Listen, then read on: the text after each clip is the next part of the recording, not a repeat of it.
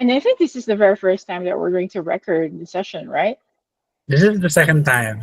Oh My yeah, the first sec. time actually. Oh, My okay. first time. All Fine right. though. By the way, Yeah, which book are you reading? yeah. So I will tell you later Okay, about that book. surprise. So yeah, probably let's start now. Jules, what do you Mhm. think? Okay. Okay, let's start. Yeah. All right. So I'll try to do the The presentation others can without just. seeing you guys. But if I can't do that, then probably I'll switch to this one. Okay. So I'll just it's just so hard to getting used to just talking to the slideshow, to be honest.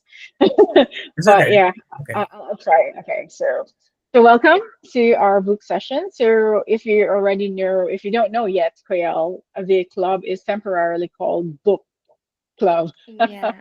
How clever, right? So original. Yeah, so original. So welcome to our book sessions. So it is Thank you. March 9, 2025. So this presentation is presented by, of course, myself, Margaret. Oh, So so the Yay. online, yay! So the online book club agenda for this session is, of course, first we're going to have a quick welcome, which we already started, and of course an icebreaker.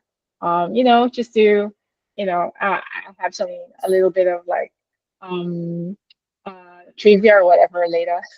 So number two is book sharing and discussion. Of course, we share each other's book we've read. Hopefully, we get to the point that every one of us will read the same book.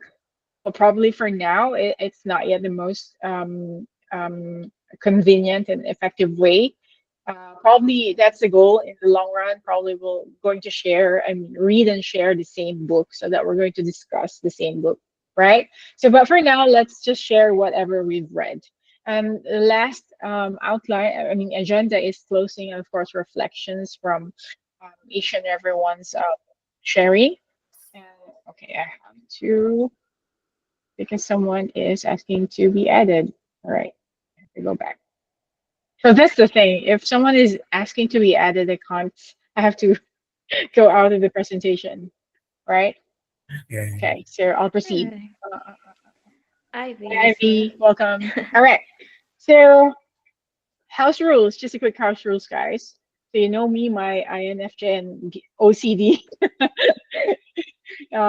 Every presentation I have a house rule. So if you don't mind, so it's just a simple house rule. So you have to mute when not speaking because we just want to minimize background and especially if we're recording something. So please keep your mic muted when you're not talking. But of course, we're very little here. I mean, it's just four of us or five of us later.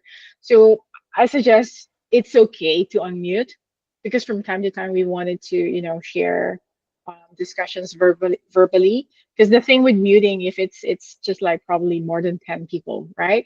So that this number one house rule doesn't really you don't have to follow this. Okay. So next is respect. Guys, you don't have to mute. Okay. Okay. It's fine.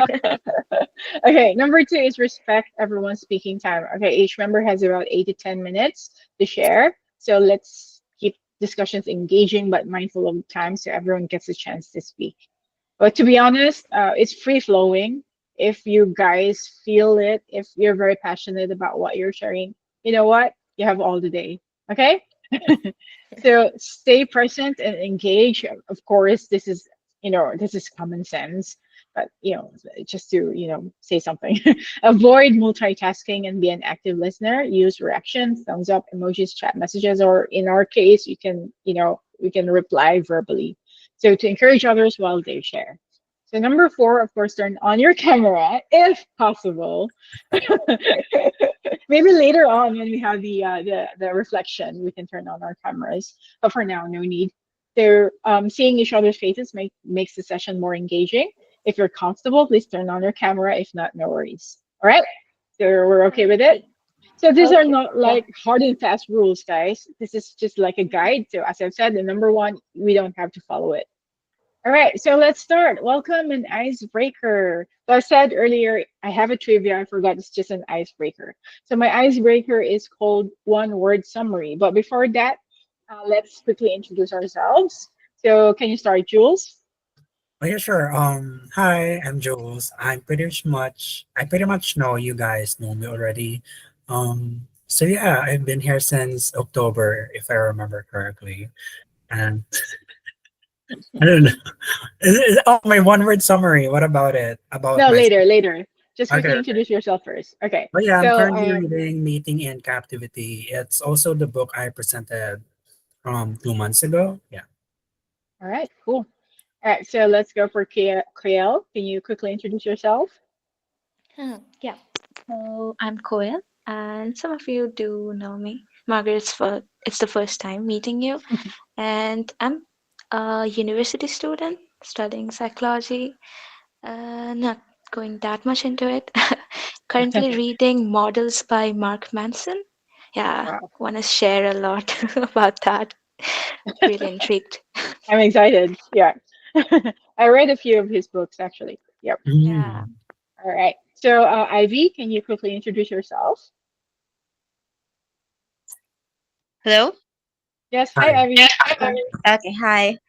My name is Ivy. I'm a pharmacist in the Philippines, and my one word for the book is health. And I'm currently reading is Outlive the Science and Art of Longevity. That's it. Okay, that's good. Mm. All right. So, my turn. So, hi guys again. This is Margaret. So, I'm based in Australia. I'm a digital marketing strategist. So, I'm one of the co-founders of this book club. So, along with Jenny. So it was just like one WhatsApp conversation that, hey, why won't we create a book club? And then here we go, right? So thank you for joining our craziness. So, okay, Yeah. let's proceed. So, what do I mean by Mhm. one word summary? So, each member, each one of us should share one word that describes the book that we're currently reading. Okay, and then we can question or probably we can share about why we chose that word. Why is it like, for example, I'm reading, just example, all right?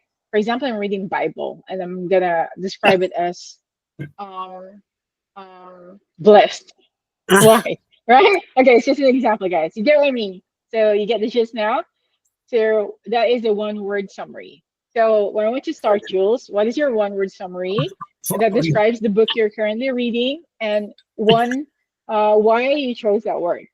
You're on a roll today. It's always me, huh? Anyway, Because you're On the the first one chopping that I board. could, yeah, you're the first one that I could that comes out of my mind, honestly, because okay, okay. So I know you. my one word summary for my book would be spicy. Mm, Because it's a book that talks about sex and how it is perceived in modern day society, and the author engages the readers how to deconstruct or probably like destigmatize like the notions or what people perceive about sex, and how it plays out in our lives, whether whether you're in a relationship or you're married. Yeah, so yeah, all there's right. that. Cool. I'm very excited to listen to your summary, right? Because Jules started the book last week. He no last month. He already shared it. So yeah, we're looking forward to the next what happens next. Okay, so Kiel, what is your one word and why you chose that word? Okay, so this might be a little bit too far off from the main uh, summary of the book. I Mhm. haven't completed it yet. It's like two chapters in just, so not much. That's okay. But I'd say acceptance. And it is more like the book. It's mainly focused on male audience because it was Mm, structured that way. But it is kind of like I am learning a lot about male psychology in a way, and also about Mm. accepting facts. Yeah, it's regarding dating. yeah, yeah. So I think let's how to see. attract female attention, right? Is it? I think. Yeah, and it is Yeah. kind of interesting. It's a little interesting because I'm reading it as a female. So let's see. Well, that's good. So that you'll know if someone is actually trying to attract you to get your attention, right? But I can So see like majority of the advices there, points there, the author mentioned, it's more like it applies to people in general. So yeah. Yeah, cool, cool. Yeah. So I could see some similarities here, guys. So Jules is reading Mating in Captivity, and Kayal is reading Models. So there's probably Yeah. like a crossover between those books, right? So we will know. Yeah, We will find out exactly. later. Not All right. So planned though. yeah. So Ivy, what is your one word to describe the book that you're currently reading and why? Okay, so the word is health. The book Mm, describes more on how we can prevent uh, stop causing diseases as we age, and how we can understand how it starts, and how we can prevent and prolong our lifespan.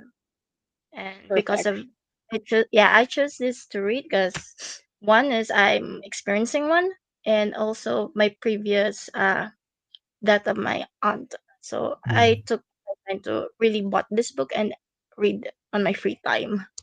And I think I finished it now. Okay, cool. So we're Ooh, looking forward to your yes. inputs.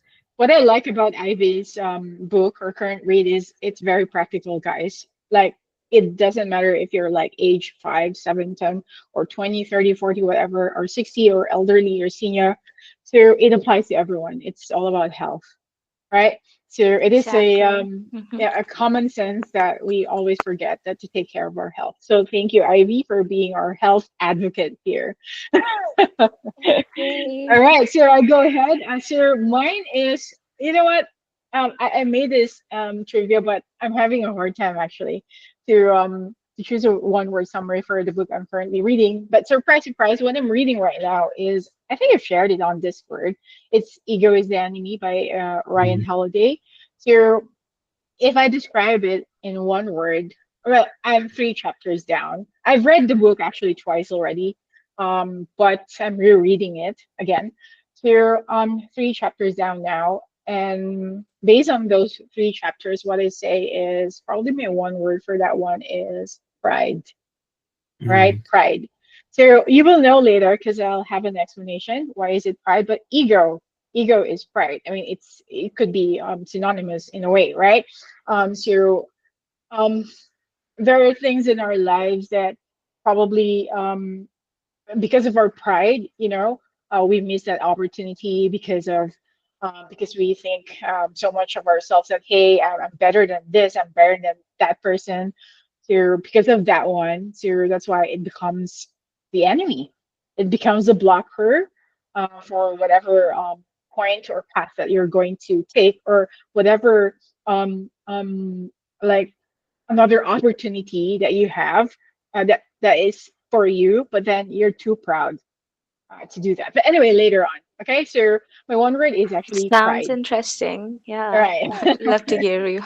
Yeah. Okay. So let's proceed. So let's start our book sharing without any further ado and a little bit of discussion. I'm not sure if this is a little bit because I'm pretty sure it will expound. So each member, guys, will get up to 8 to 10 minutes to share. Crossing fingers. So let's see how it goes. So I I think mine will made exceed. Anyway, yeah, go. so I made a guide, but you don't have to follow it because this is just a guide for you and how you would share your progress.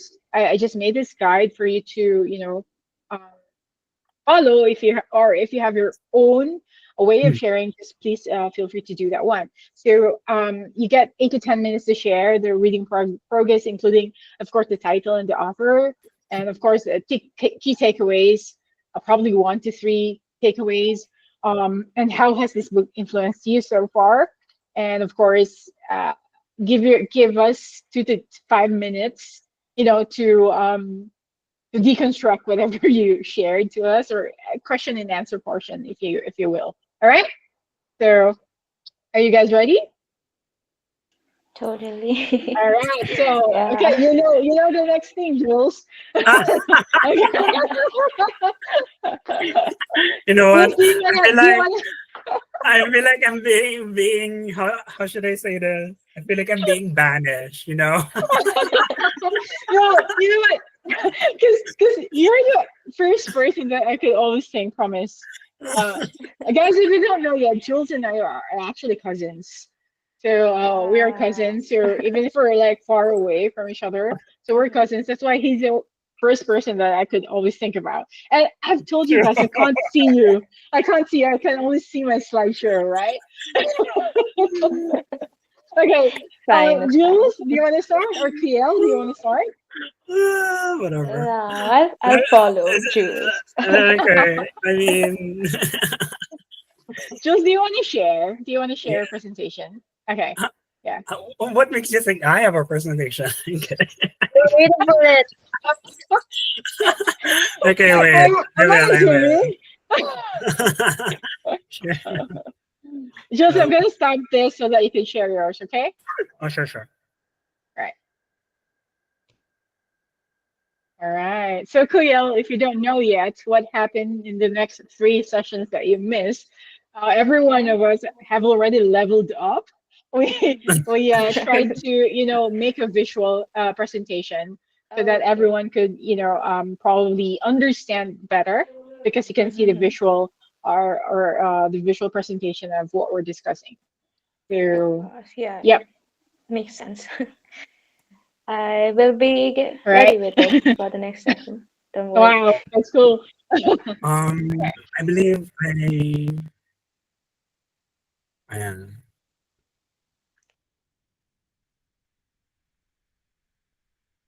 I'm very assuming Jules, right? Huh? So I assume that you will have a presentation. Wait, I'm having trouble.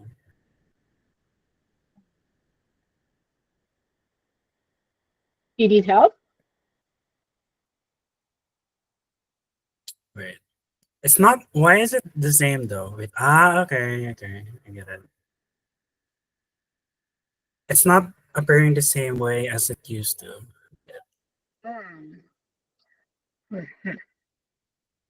Hmm. Hmm.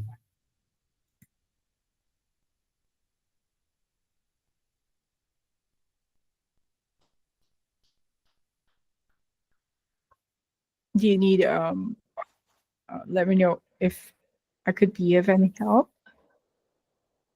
Yes, yes. Wait.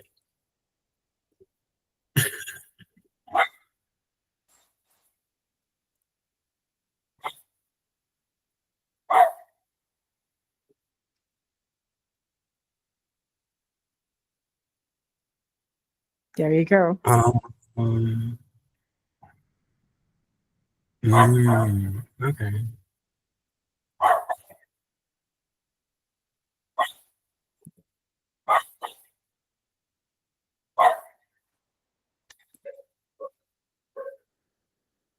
Okay, So so you're using Canva. Maybe next time I'll use Canva. Hmm. okay, so hi. So based on your questions, as mentioned, I'm reading Mating in Captivity, and based on the questions of the people who attended before and their feedback, I wanted to focus on detailing how erotic problems can manifest today in the modern age. So far, I've read, I believe, 10 chapters or like 9 chapters into the book, so I have like 2 chapters left. So originally, this wasn't the uh first topic that I was supposed to present for like this session. But yeah, like so as I've shared previously, erotic desire and love are two different languages. So according to Esther, the author of the books, these two are not mutually exclusive and don't always take place at the same time. So what happens when a couple still love each other, but the passion or excitement is no longer there? So we'll dive deeper into this question in the succeeding slides. So yeah, let's start.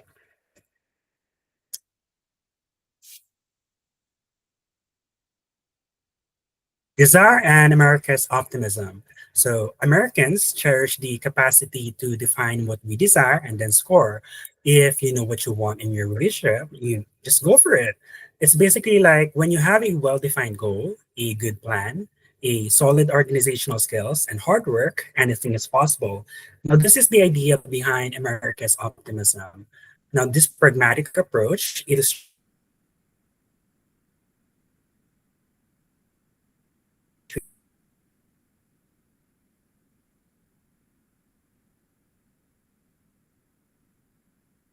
I think you're breaking up, how Jules. the great Yeah, country the of audio and manifesting your the destiny video. goes about solving problems that even desire is Yep. Yeah, We're back. yeah, you're is that back now, but we missed probably like 30 seconds of what you've said. said. You can go back to the previous slide. Ignore. Okay. Mm, Anyways, you can so, actually just uh, continue. Yeah. okay. So basically, when you have a well-defined goal, do I sound clear now or no? Yep. All good. Yep. Okay. So It's better. basically, when you have a well-defined goal, a good plan, solid organizational skills, and hard work, anything is possible. This is the idea behind America's optimism. Now, this pragmatic approach illustrates how the great country of manifesting your destiny goes about solving problems that even desire is an operational problem that can be fixed. Am I still buffering or no on your end? Hello?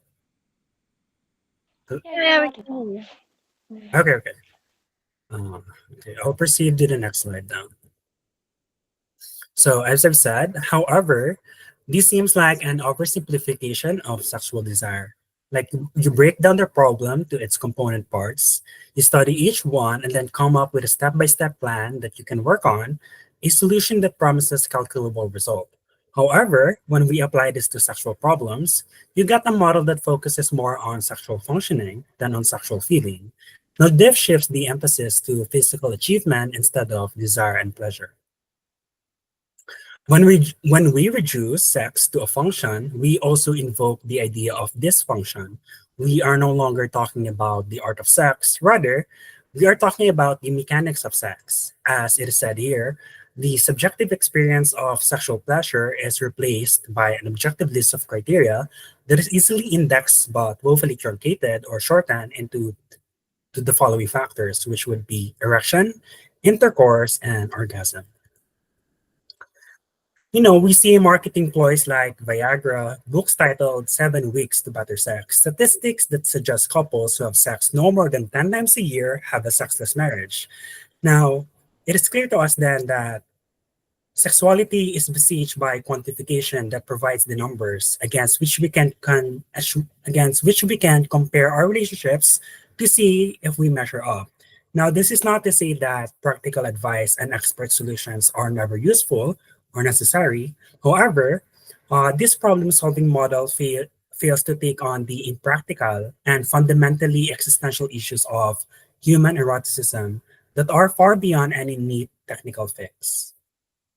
So just said here, the erotic is not a numbers game. So yeah. So speaking of relationships, when people get married, for Ryan and Christine, now, oh wait, let me sidetrack.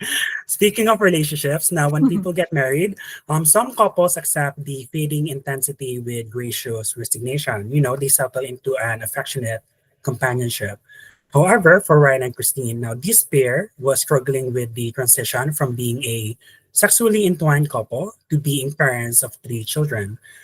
Now, they made a clear distinction between having sex and making love. And they approached Esther, the author behind this book, to address their dilemma. They tried several ways to address their problem, like renting videos, taking baths together, and going on weekly dates. It's not the diminishing amount of sex that bothers them, but its increasing dullness. Unlike other couples, however, they don't want to give up. Now, we know that Ryan and Christine, as I've mentioned, have been putting in the work. We can assume that they still like and love each other because they are still together and, still want to sleep with each other. However, as it is said here, eroticism is an imaginative act and you cannot measure it. It is inefficient and indifferent to the demands of productivity. Because, like Esther said to the couple, passion is unpredictable. I've also said this before in the previous session. It doesn't follow the dictates of cause and effect. Like what may work on Monday may not work on Friday. Like if we restrict desire to a set of rules, or our actions rigidify desire. So instead of talking about solutions, they talked about freedom. Now, Esther initiates the discussion by asking these following questions. Now, when do you feel most free in your relationship? In what ways does being married make you more free? And in what ways does it make you less free? Like, how much freedom are you comfortable giving each other, giving yourselves? Now, these questions allow them to explore the roles that they're playing in their lives as husband and wife and as parents to their kids. Now, do these roles confine them, shape them, or expand their capabilities? Later, Ryan, the husband, opens up about Barbara. Now, who is Barbara, you may ask? Now, Barbara is a humanitarian worker. She has no kids, a serial monogamous, independent, and committed to the cause of solving crisis situations all over the world. Now, Ryan here feels middle age and middle class around her. Now, we know his physical life has been dull for some time, so it's not surprised that he developed a crush on Barbara. Now, her energy feels contagious and has ignited the dormant desire within him. However, he does clarify to Esther that he is indeed still in love with his wife, and this problem has nothing to do with Christine.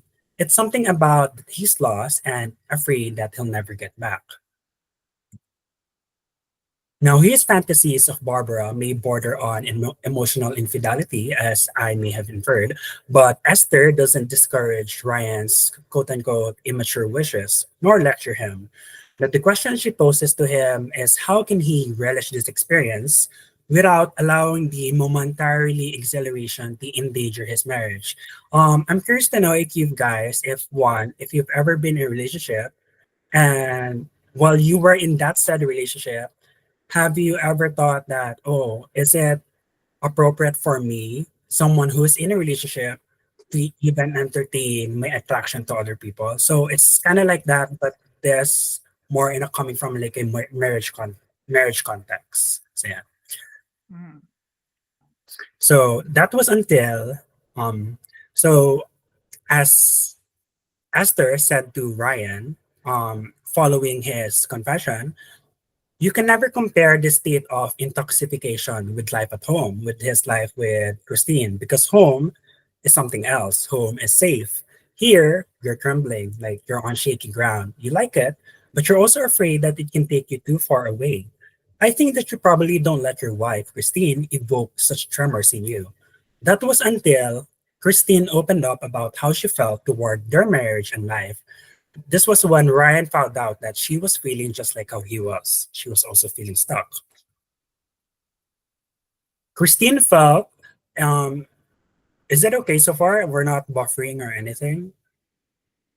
Yeah, you're good so No. far. Yeah. Yeah. So Christine felt she had always done what was expected of her, that that conforming to social norms was easier than figuring things out on her own, as she said.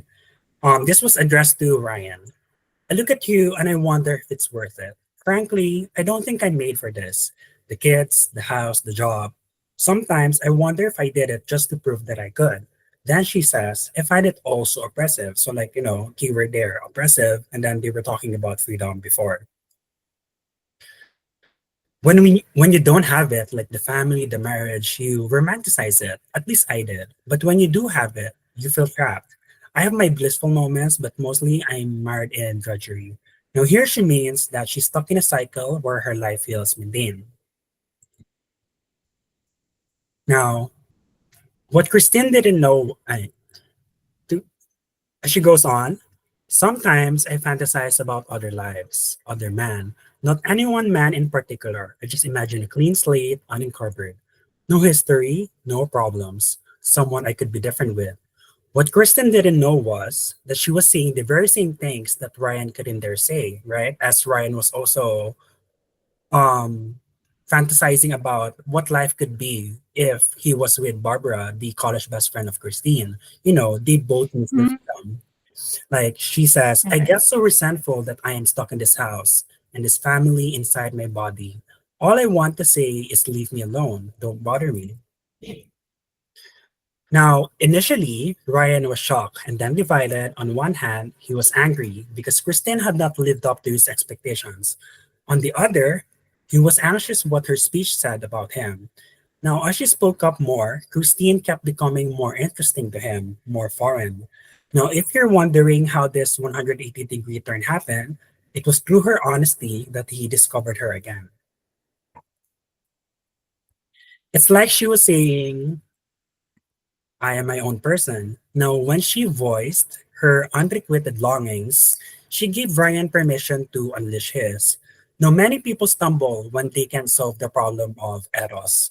The story of Ryan and Christine teaches us how desire can emerge from a paradox, that the acknowledging otherness inspired closeness. So, yun. So, this renewed desire came from her reassertion of her separateness and her dreams that that she is indeed an individual before she became a partner when she entered into this relationship and a wife when she entered this marriage. So yeah. So here I want to share this TED talk from Gina Gutierrez where she talks about sex as a mental act and its relationship to imagination. Her ideas echo the arguments of Esther about Eros, but we're going to jump directly to her sentiments about our fantasies, which may not always align with what we want to happen in real life. Wait. I'm going to play this video, okay? Yeah, yeah, go ahead.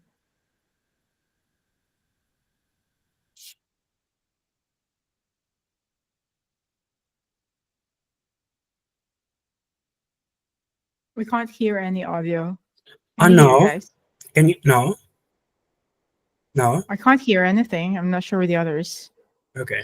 I can Yeah. hear it. Oh, you guys can hear it? No. Can't hear it. They can't hear Okay. it. But there's a caption, so we can just read the caption. Yeah.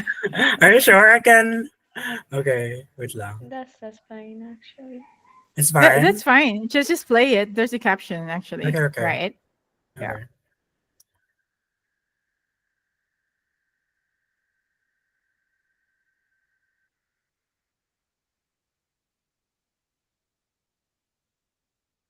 You can read it out loud if you want, guys.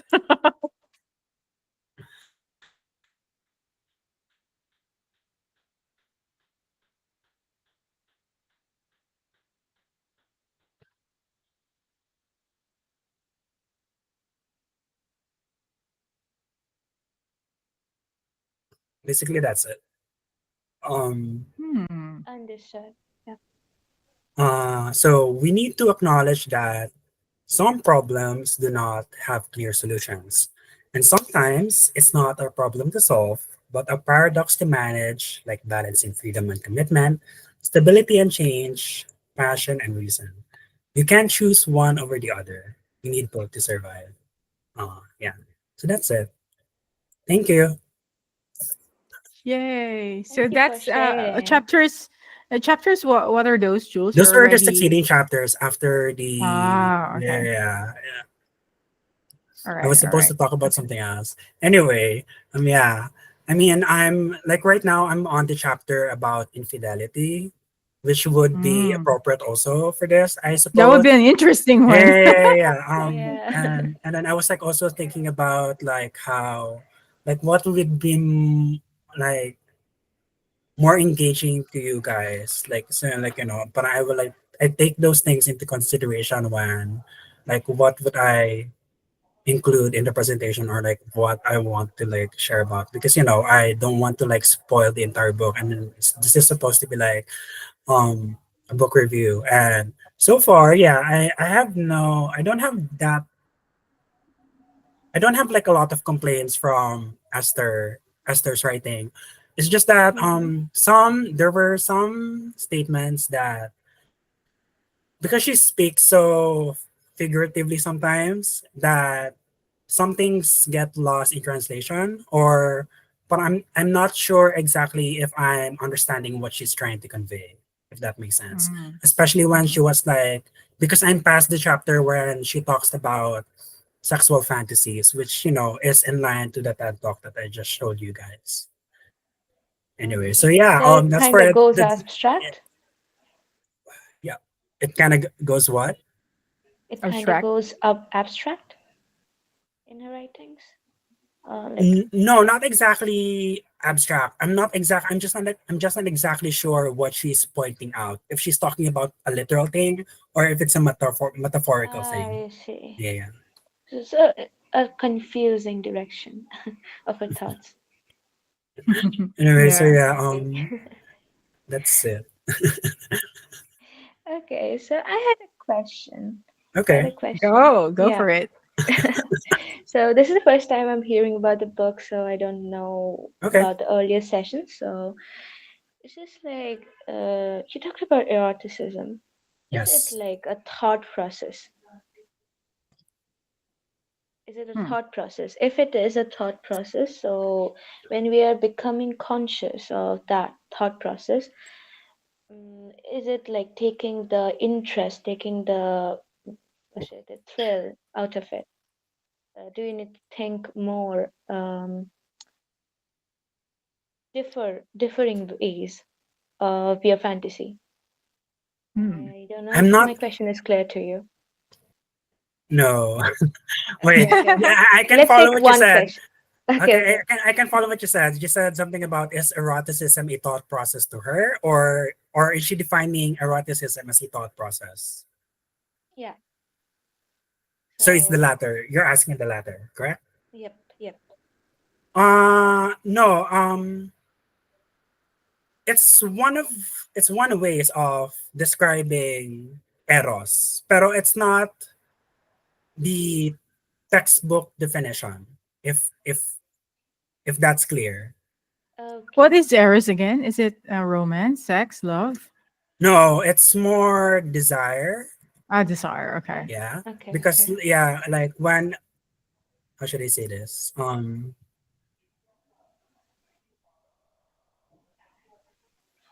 Because like in the previous session we were talking about how love and desire are two different things. They're Mm. not Mm-hmm. mutually exclusive and they don't always take place at the same time.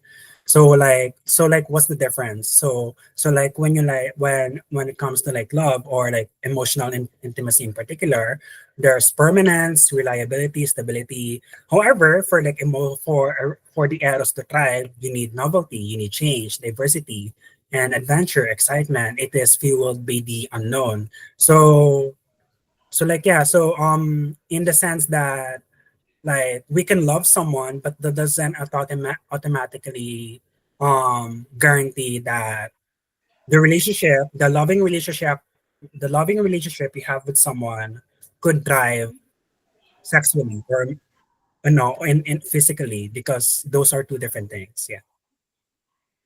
Hmm. So, Okay.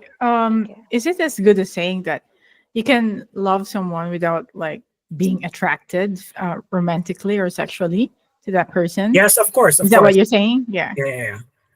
And that is And not eros. it goes the same with you can be sexually attracted to one person without even loving or without the romance.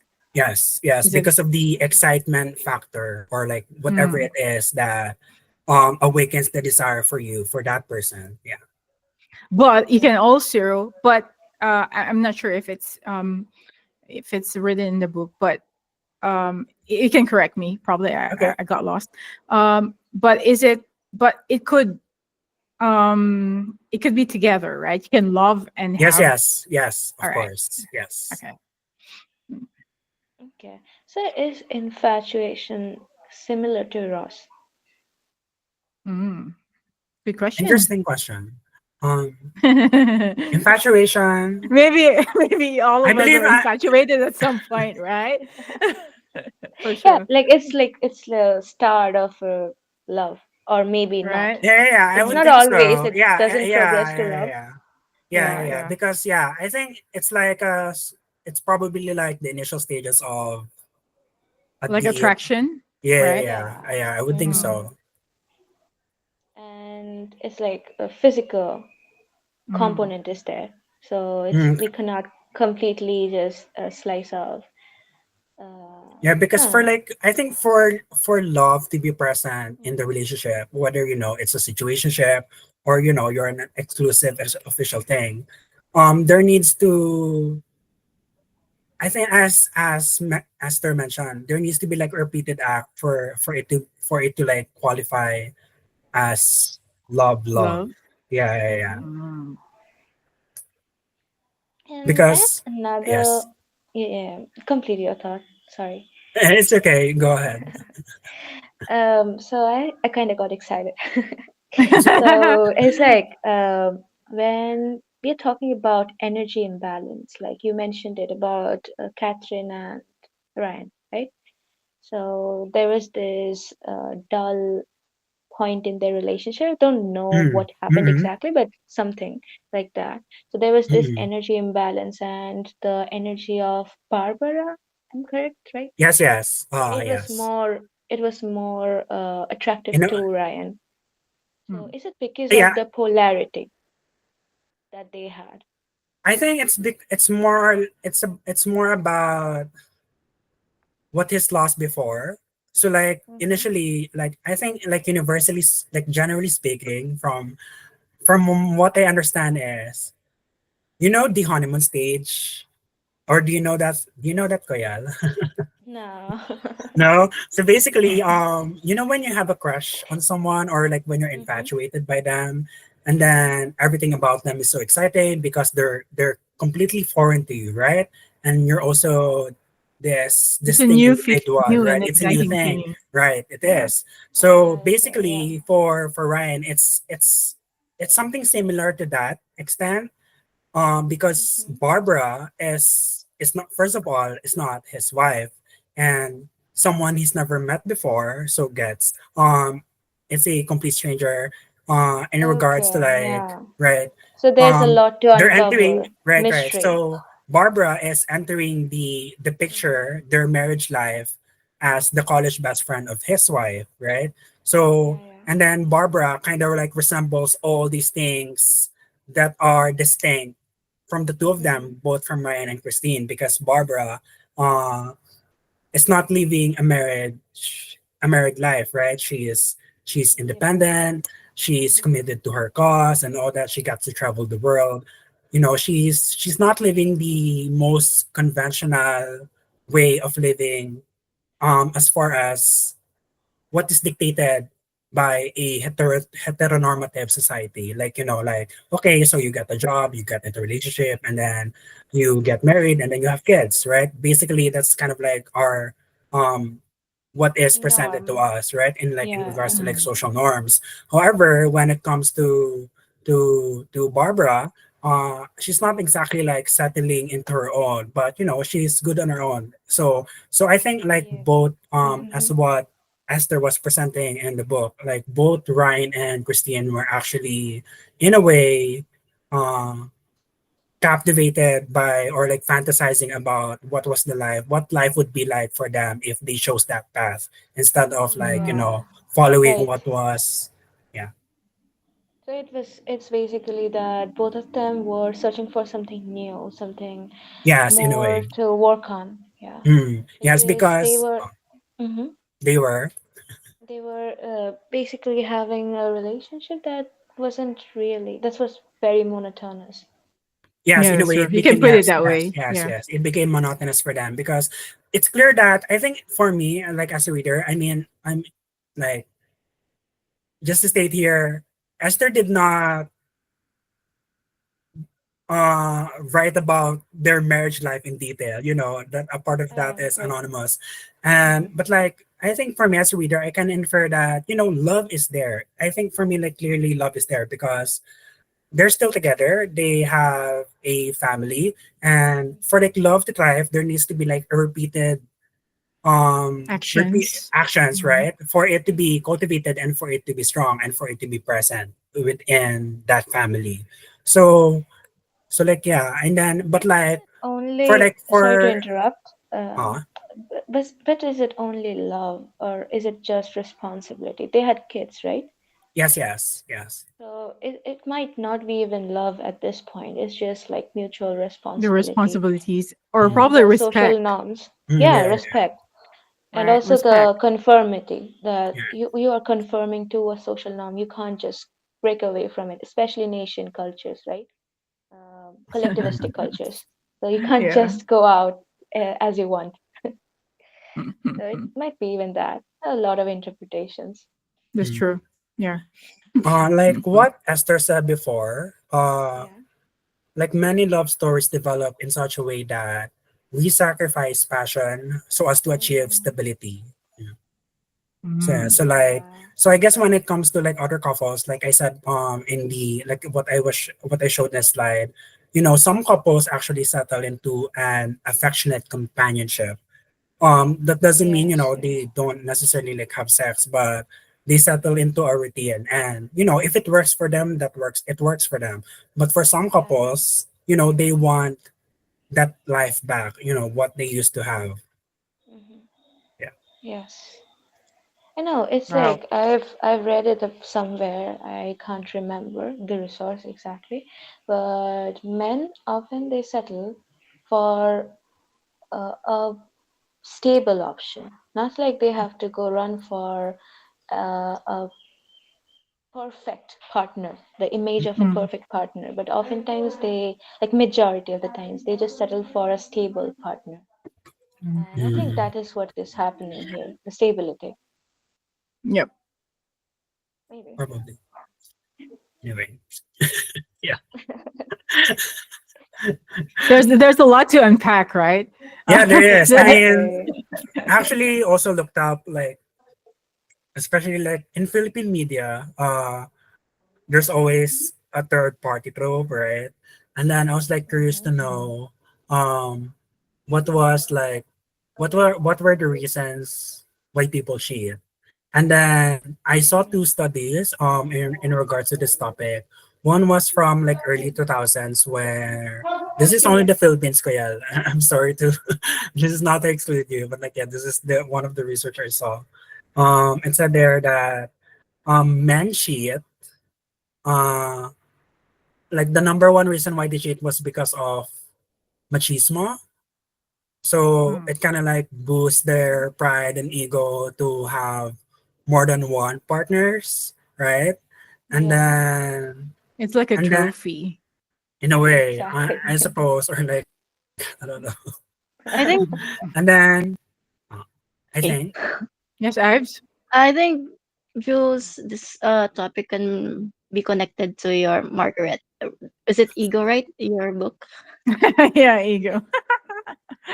Yeah, but mine is more in self development. But yeah, we can Yeah, I think uh, we connected can to. Hmm. I think it's connected to my book probably. It's like narcissism. yeah, the models, was it? Yeah. Yep. Mm. Models.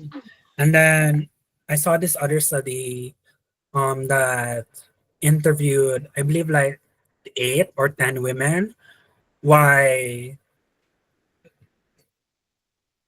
they partnered with married men, and Mm. then they're like one of like the prevailing factor was more on stability,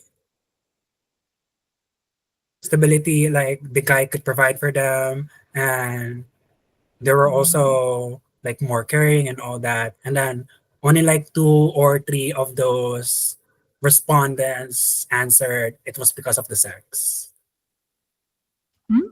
I see. Interesting. Like, yeah, Wow. but like, that like the scope and limitation of the study, like, was really small. And then there's not a lot of researchers, um from what I saw online, that especially in the Philippines, that tackle or discuss um infidelity, yeah, or anything in that regard. So yeah, I thought it would be interesting to share. Okay. Hmm. It would be really interesting to discuss about like infidelities and what are like the common causes based on geography or probably per country. Mm. And right, if it has if it has like an effect or where you live, what's your culture, what's your probably environment. So probably that's for the next discussions that we're going to have, because Yeah, there's a lot to interesting. unpack when you talk about love, when you talk about eros, when you talk about cheating. Oh my God, when you talk about relationships, infatuation. Um, Gosh, we can't stop, right? A lot to I talk mean, if you about. think about, if you frame Eros that way, this is no excuse, but like it it connects in a way why people would entertain a third party situation if their marriage life have become dull or has become dull, Mhm. you know. Mm. Well, none of us are married, so probably. I mean, none of us are married here, so it's so hard to answer, to be honest. Like, um, well, well, what I'm thinking, like when you said that, I was thinking, Mhm. I know this is cliche and too mushy, but I think in every relationship, when you start to say that, okay, I'm going all in, I'm gonna be in a committed relationship. So I think it's not gonna be like it's not gonna be rainbows and butterflies all the time, right? Mm. So I think that's why it's called relationship, because you have to work on that relationship. You have to work every time. So I think when it becomes a doll, so probably try to put some spice in it. I don't know. Yeah, that is what Esther is Yeah. suggesting. Yeah, Mhm. Right. yeah, So wow. I was like and just shocked about when you talk about marriage. I said, okay, nobody can answer that here. But an Nobody's married yet, unpopular, right? nobody, too Yeah. young. Okay. I think I'm the Yeah, youngest of you I all, think so. probably. Yeah. Yeah. You and me, the youngest. Yeah, for sure. Okay. All right. Okay. where's the cricket Unpopular sounds opinion here? I'm about, kidding. yep. About adding spice to the Yeah. relationship. We can add Mm, other types of spices to the relationship. I don't know. This is an unpopular opinion for like, right.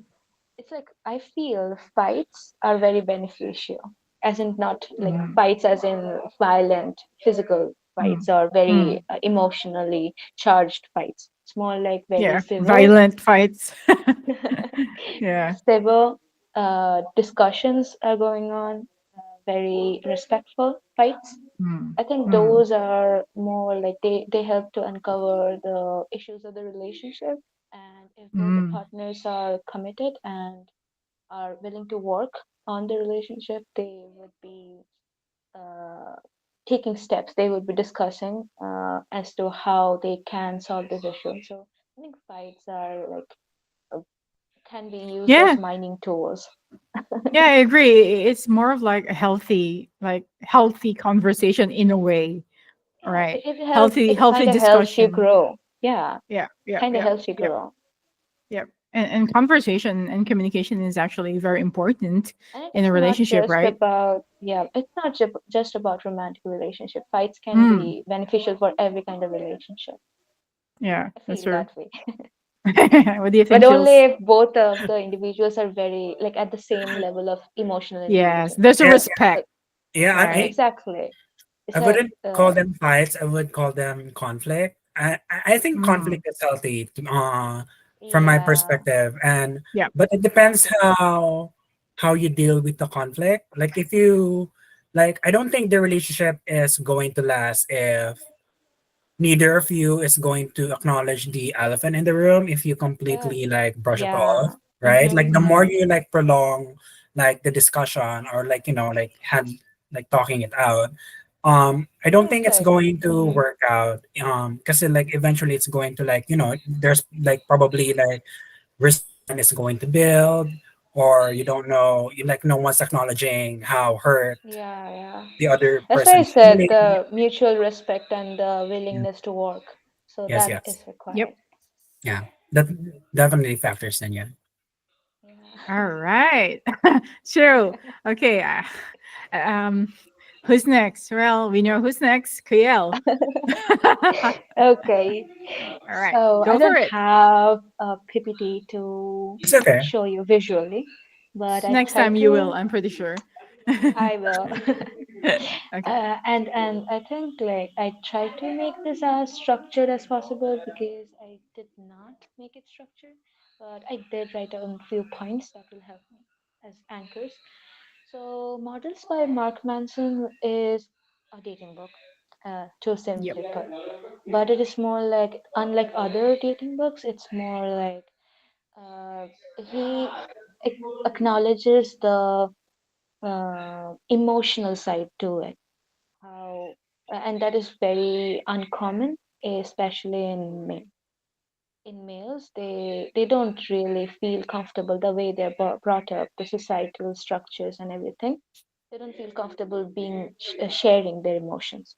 So the emotional vulnerability is a factor, is a major factor. So the part till I read this, as in like it is not even two chapters, but still two significant amount of information. So the way he starts is like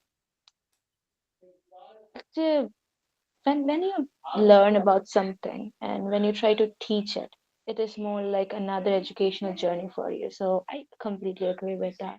Like it helps with seeking more clarity on your thoughts and how your the approach, is it okay the way you're thinking or is it not. So it like makes you look for ways that you can use the information that you've gathered, and kind of make it into bite-sized nuggets of information and feed it to the people you want to. So in a way, it is also the cognitive restructuring of the information, and it helps you learn more. And that is about every situation that we are learning. Sorry about the background noise. And It's okay. yeah, so the first point he talked about was a major point is the neediness that is often seen in both the sexes, like both genders or every people. So neediness is a problem because it kind of reflects low self-worth, like low self-esteem in a sense, because you don't have the resources to back you up. And the most um, mind-opening point that I saw was like narcissism is a part of neediness. It's like a side to it, because neediness is when we are giving the other priority, more priority than we give ourselves, as in investing more energy and time and resources in the other person, in others, than in ourselves. So when we are being narcissistic, we are showing dominance or anger or any kind of negative emotions or reactions over another person.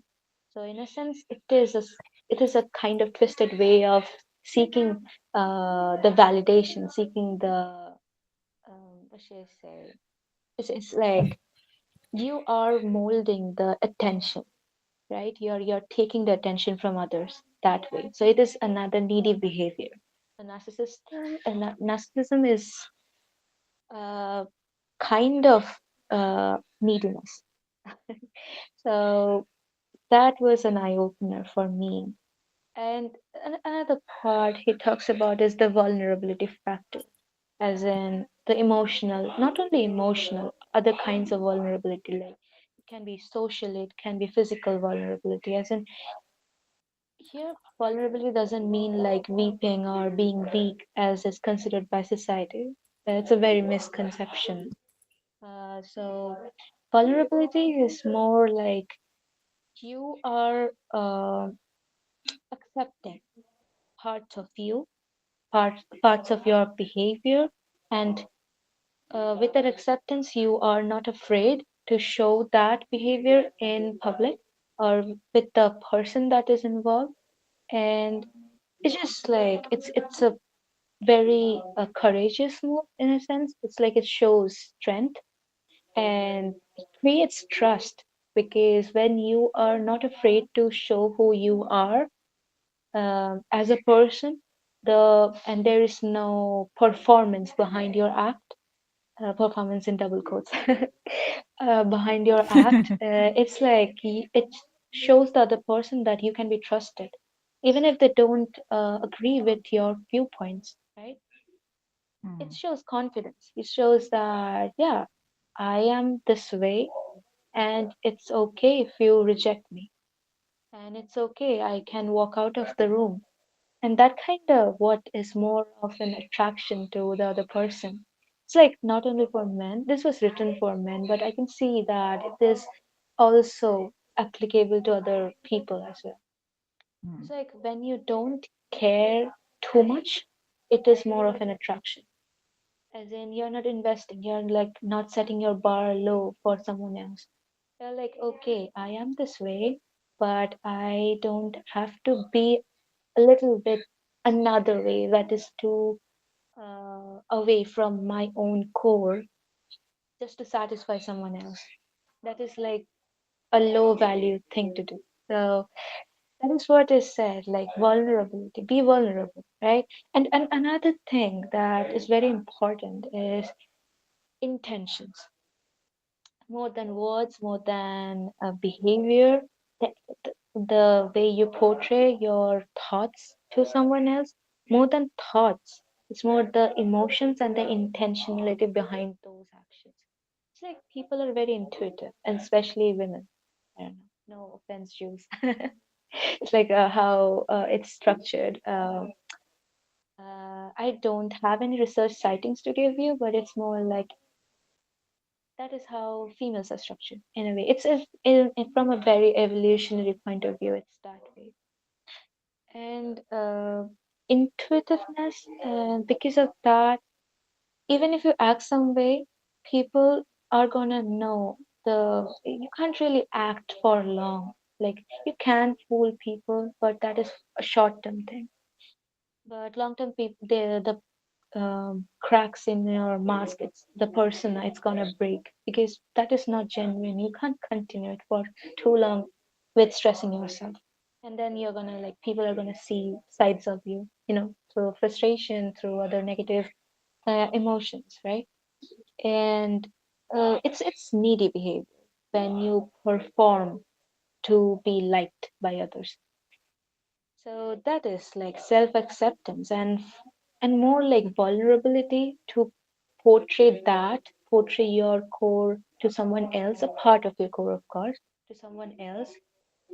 It needs self reflection first, because you don't know, if you don't know yourself, you won't be able to know what to say to the other person, what to portray to the other person. And so, in a sense, that is kind of the gist I can give you. And another thing is when I talked about the standards, yeah, very, very important. The ethical boundaries, right? When Mm. you are being vulnerable, you need to have this limit. You need to have this. You need to be super intentional about why you're being vulnerable to that person, right? Um, like the boundaries, they're gonna stop you. The ethics, they're gonna stop you. As in, are you being a little sappy? Are you being sharing your emotions, sharing a past negative experience with someone just because you want sympathy from them, just because you want them to connect with you more, or just because you Mm. want physical connection, right? So the intentions, they matter. So the ethics, they're going to stop you if you are kind of setting your bar low for someone else. So it is very important. No, it's kind of the gist I can put. Like, and it's like uh, the major thing of all this is like you have to improve the self-esteem. You have to Mm. mm, improve your self-worth in a sense. That way you are gonna be like, yeah, I don't need their validation. I don't need the external validation. I already am self-sufficient. I believe in myself, so I don't need it. So the primary area of work is the improvement of the self esteem. Yeah. Like be confident first. Exactly. All And that right. is like one way you can do it is by putting yourself out in the situation and try to deal with it. And that way Mm, you are able to prove to yourself that, yeah, I can do that. Or you can't, then you work on it, right? And then you go again. It's like a yep. trial and error process. So, yeah, what do you think about it? Wow. You're just like you're only like 3 chapters. Um yeah. Okay. Ivy, she's got a question. Go ahead, Yeah, Ivy. yeah.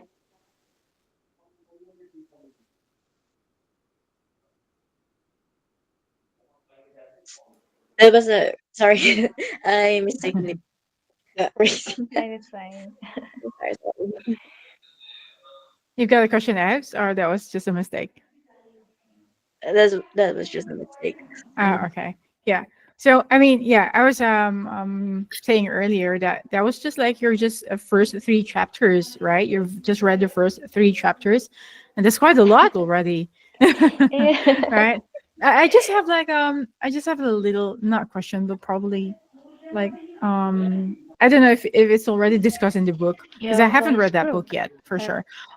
So you've talked about vulnerability, so don't be afraid to show yeah, I did vulnerability not because it I did not hear the first the start of the question. I think like 2 to 3 oh seconds yeah. probably. All Yeah. right. So yeah, so you're talking about like vulnerability at first, right? So it's important to actually show authenticity in a way. Mm-hmm. So um, I don't know if Mark Manson is well he's Western like he's American for sure because Yeah. there's a lot of like cultural differences when it comes Of to course, yeah. dating, right?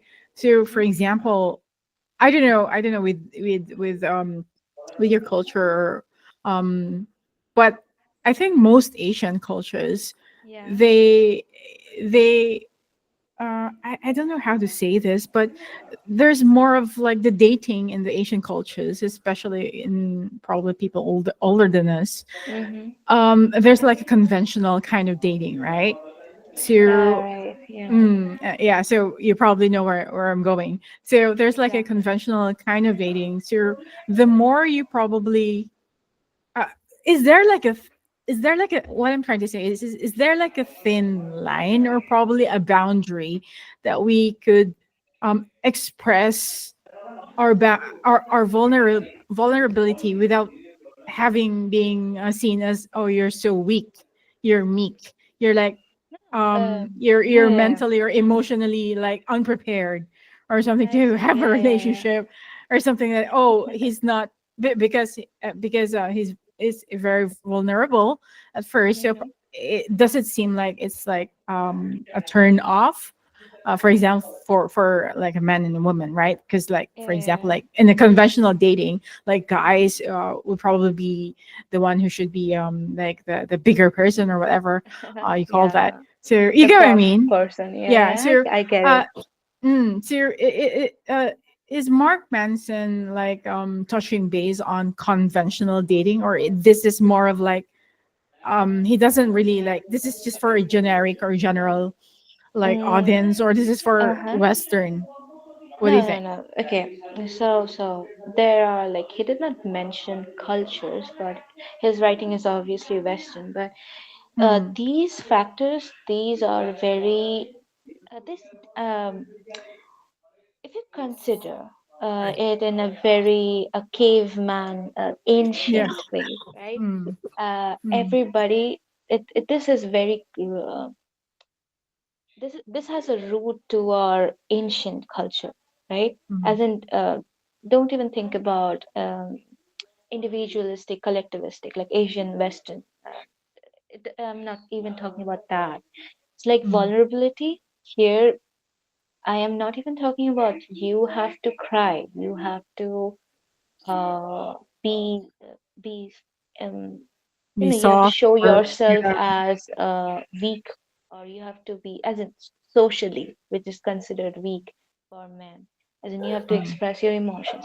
It's like vulnerability here is just how you are able to talk about yourself, a part of Mm. you, a core of your, I mean, a part of your core, which is very authentic, very, very honest, right? You're being honest with yourself. Yeah, it's just more Is of the like how personality. confident you are to express probably your Yeah, thoughts. confidence Yeah. comes after that. Like confidence is like is the result, is the outcome, right? That is what people see, that you are confident.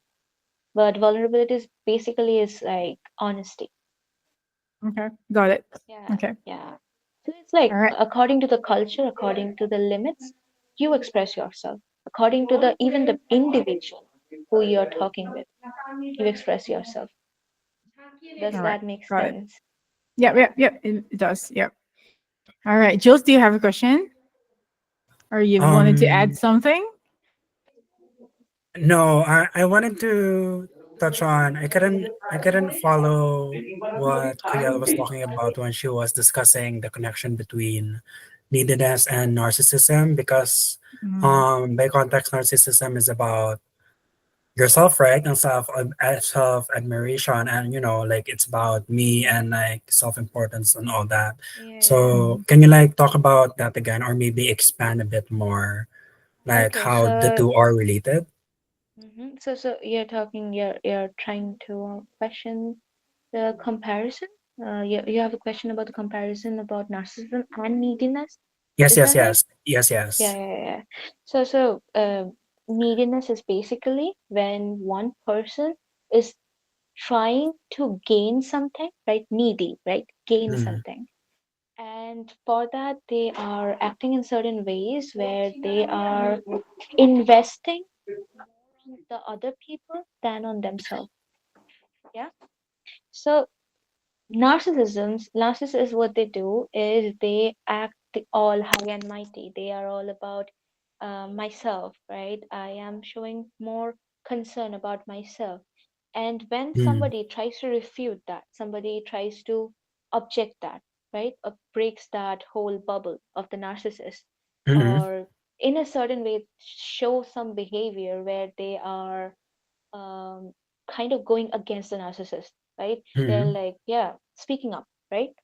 Even in mm, certain smaller ways, they are making the narcissist whole obsession with themselves break in a sense, and mm, then they are acting on it, then they are reacting on it in a sense, mm, they are getting angry, getting mm, defensive, and in a sense that whole inner reason, the whole reason behind why the reaction was there.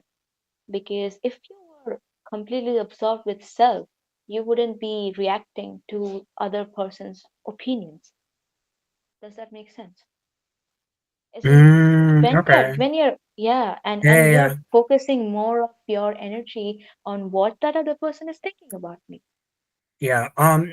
Yeah, I can see the overlap between the two, like Yeah, between a it's needy not. It's person and very, yeah, a narcissist person. I think they have like similar behavior in regards to yeah. certain They just, situations, yeah. It's but like, yeah, yeah, yeah. mm-hmm, Like yeah, from my understanding, how should I say it? I think like the neediness is less about it's less about the self, but I think they're similar in a way that they it's give other absolutely people less about the the self. priority. Yeah, yeah, Yeah. yeah. In compared to like Mm-hmm. narcissists, yeah. But I can see how a narcissist can exhibit behavior similar to a needy person. Neediness. Yeah, yeah, yeah, a Yeah. Yeah, needy it's person. just a needy But person. I Yeah, don't think I would call a narcissist like a needy person. They're more like it's like it's a eh, spectrum. You can say it's a spectrum, as in they mm, don't differ. They are in a spectrum. Neediness, mm, extremely needy person, they are like focusing. They're just giving and giving and giving.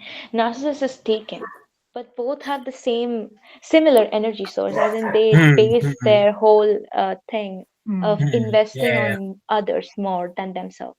yeah. Mm. And the What I'm non-needy curious person, about yeah, yeah. in regards to like talking about the neediness narcissist and like what you were sharing, was Mark, who's the author again? Mason? Mark Manson. Yeah. Was he Mark talking Mark about Manson. yeah, Manson. Mark Manson? Was he talking about men in general, or was he talking about everyone? The book, it's like it's even given in one of his editions, right? There have been people, many people, as in apart from men, Mm, emailing him that can he write another book that is towards them completely, that is structured towards them completely. But this book mm, was written with men audience in mind, men readers Yeah. in okay. mind. But the advice that I find is like not all, but majority of the advices like this: neediness, narcissism, vulnerability, intentionality, ethical boundaries, standards, right? All Mm, these are applicable to men. All these applicable to everybody. So you of can course. take what you want. Yeah. So I Yeah. give it to you. Yeah. Um. Yeah. Oh yeah. So yeah. Thank you for answering. Yeah, I think it's an interesting book. Yeah. Yeah. Uh, Yeah, it is. I And the mean, I don't way, know. I was yeah. like checking it out online, well, because Hmm. I couldn't follow everything what you were saying. I was like, oh, okay. So like the subtitle is "Attract Women Through Honesty." Okay, so Yeah. like in regards to like the question Margaret asked earlier, like like the Mm. conventional way of dating. Okay, so Mm. if this is a book addressed and targeted to male audiences, and the Yeah. subtitle is "Attract Women," so okay, so I It think makes it's sense. more Yep. written Like, about it's yeah, written yeah. yeah, it's The written in the narrative. context of heterosexual relationships. Yeah. Yep. Yeah, Yeah. yeah. But it can be considered in any kind of relationship. Even Mark Manson made a note for Yeah, of that, as course. in, Yeah. Since, yeah, yeah. men, regardless, I mean, of course, there will be like cultural nuances, pero in a way, in a heteronormative society, they are socialized the same way. Yep, Yep. Like, yep. yeah. Yep. Yeah. Very much, yeah. Yeah. And Got that it. is the reason you can give it a read, actually. It's an interesting read. It's like It's not okay. too theoretical heavy, but but it's like in stories. I like the narrative, as in how it's written. There's Yeah, I think lots it of would be examples. interesting. I would recommend that book to this is not a dig at anyone in particular unless they consider so, but like someone who's Yeah, like emotionally stunted, probably. Yeah. right. Yeah. Or Uh, like, I don't know, maybe not even receptive to other people's emotions and how other people can conceive them. Or like, Yeah. just Yep. someone like with like low self-awareness, but thinks yeah. highly of himself. Hmm. You know what I Mm. mean? Yeah, yeah. Yeah. And Yeah. Yeah. like, It's a good read. It is something that I could add to my list. To be Yeah, it's honest. like I picked I up don't this think you book needed because I more. wanted to kind of question. That's Yeah. Unless me. So I'm kind of shocked. So yeah, Yeah, if you so want to. wow, thank you for sharing that, KL, and we look forward to your next adventure and unwrapping what's next in the chapters of the book. So are you Right, going to yeah. finish the book, right? For sure. Yeah. Yeah, I am So planning yeah. on all right, finishing the book one last question, in Kaya. yeah, yeah. What made you interested in picking up this book? If Yeah, it's, addressed so to men. Yeah. I know. It's like I wanted to study male psychology, and Okay. like I am studying it. So this book, everybody was like very, very hyped book, and follow Mm, Mark Manson and the YouTube channel, so I know how he okay. is.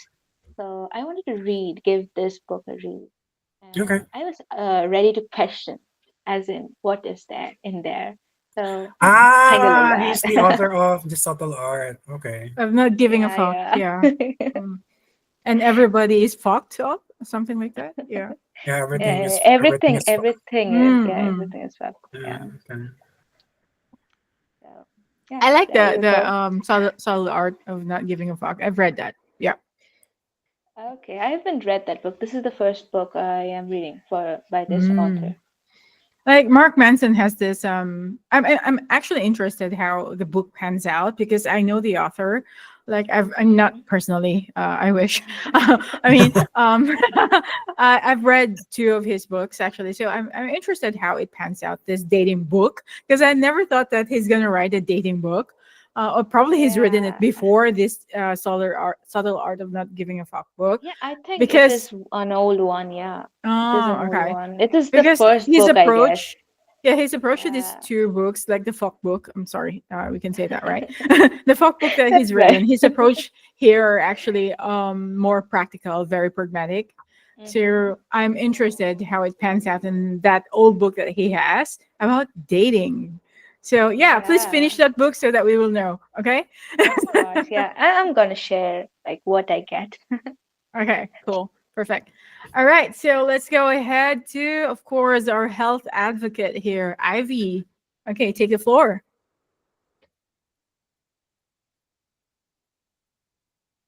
Hello? Yes. Yep, Okay. yeah, we can hear you. Yep, go ahead. Okay. Wait, share screen. This. Oh wow, she Sorry. has a I told you, presentation. Jules. Wow. Go guys. I'm not sure if I can have a presentation with the next session. No, please. I'm not sure if how busy I will be. Oh, she's gone. Oh wait. Oh no, there she is. Okay. Yeah. No, she's there. Can see the Yeah. screen? No. No, Yep, no, go no. ahead, You're Ivy. here. Yeah. Okay. Okay, just checking if it's work. If it's not working. Oh no no no no no no! Why is it not working? Wait, No, no, I think you can see your screen now. Yeah. Yeah. it's it's not moving. Ah. Is Oh. are you like using your tablet or iPad? Or is this I, like Yeah, I laptop? think I think she's using a tablet, I guess. Hmm. I just removed the split screen. Okay. Mm. It's not working if you have double screen.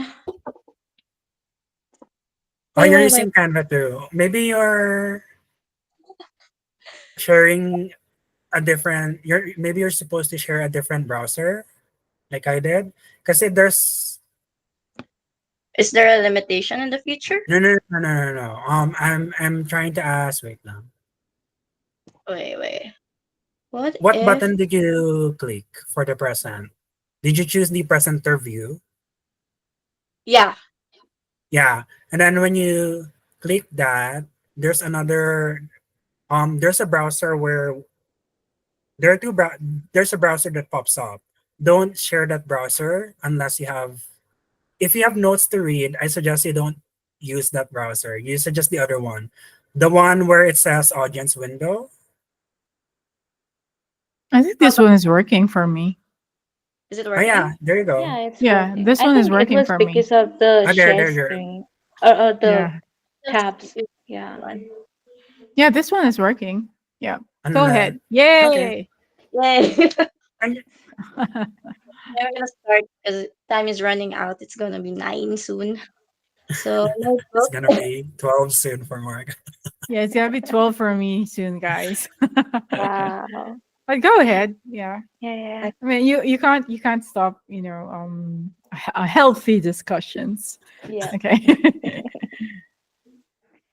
Okay, so I'm gonna start. So I read the book, which is Outlive the Science and Art of Longevity by Dr. Peter Attia. I think you can see him in his channel on YouTube. I just randomly saw it in a bookstore, so I just took it and buy it and read it, and I find Mhm. it interesting.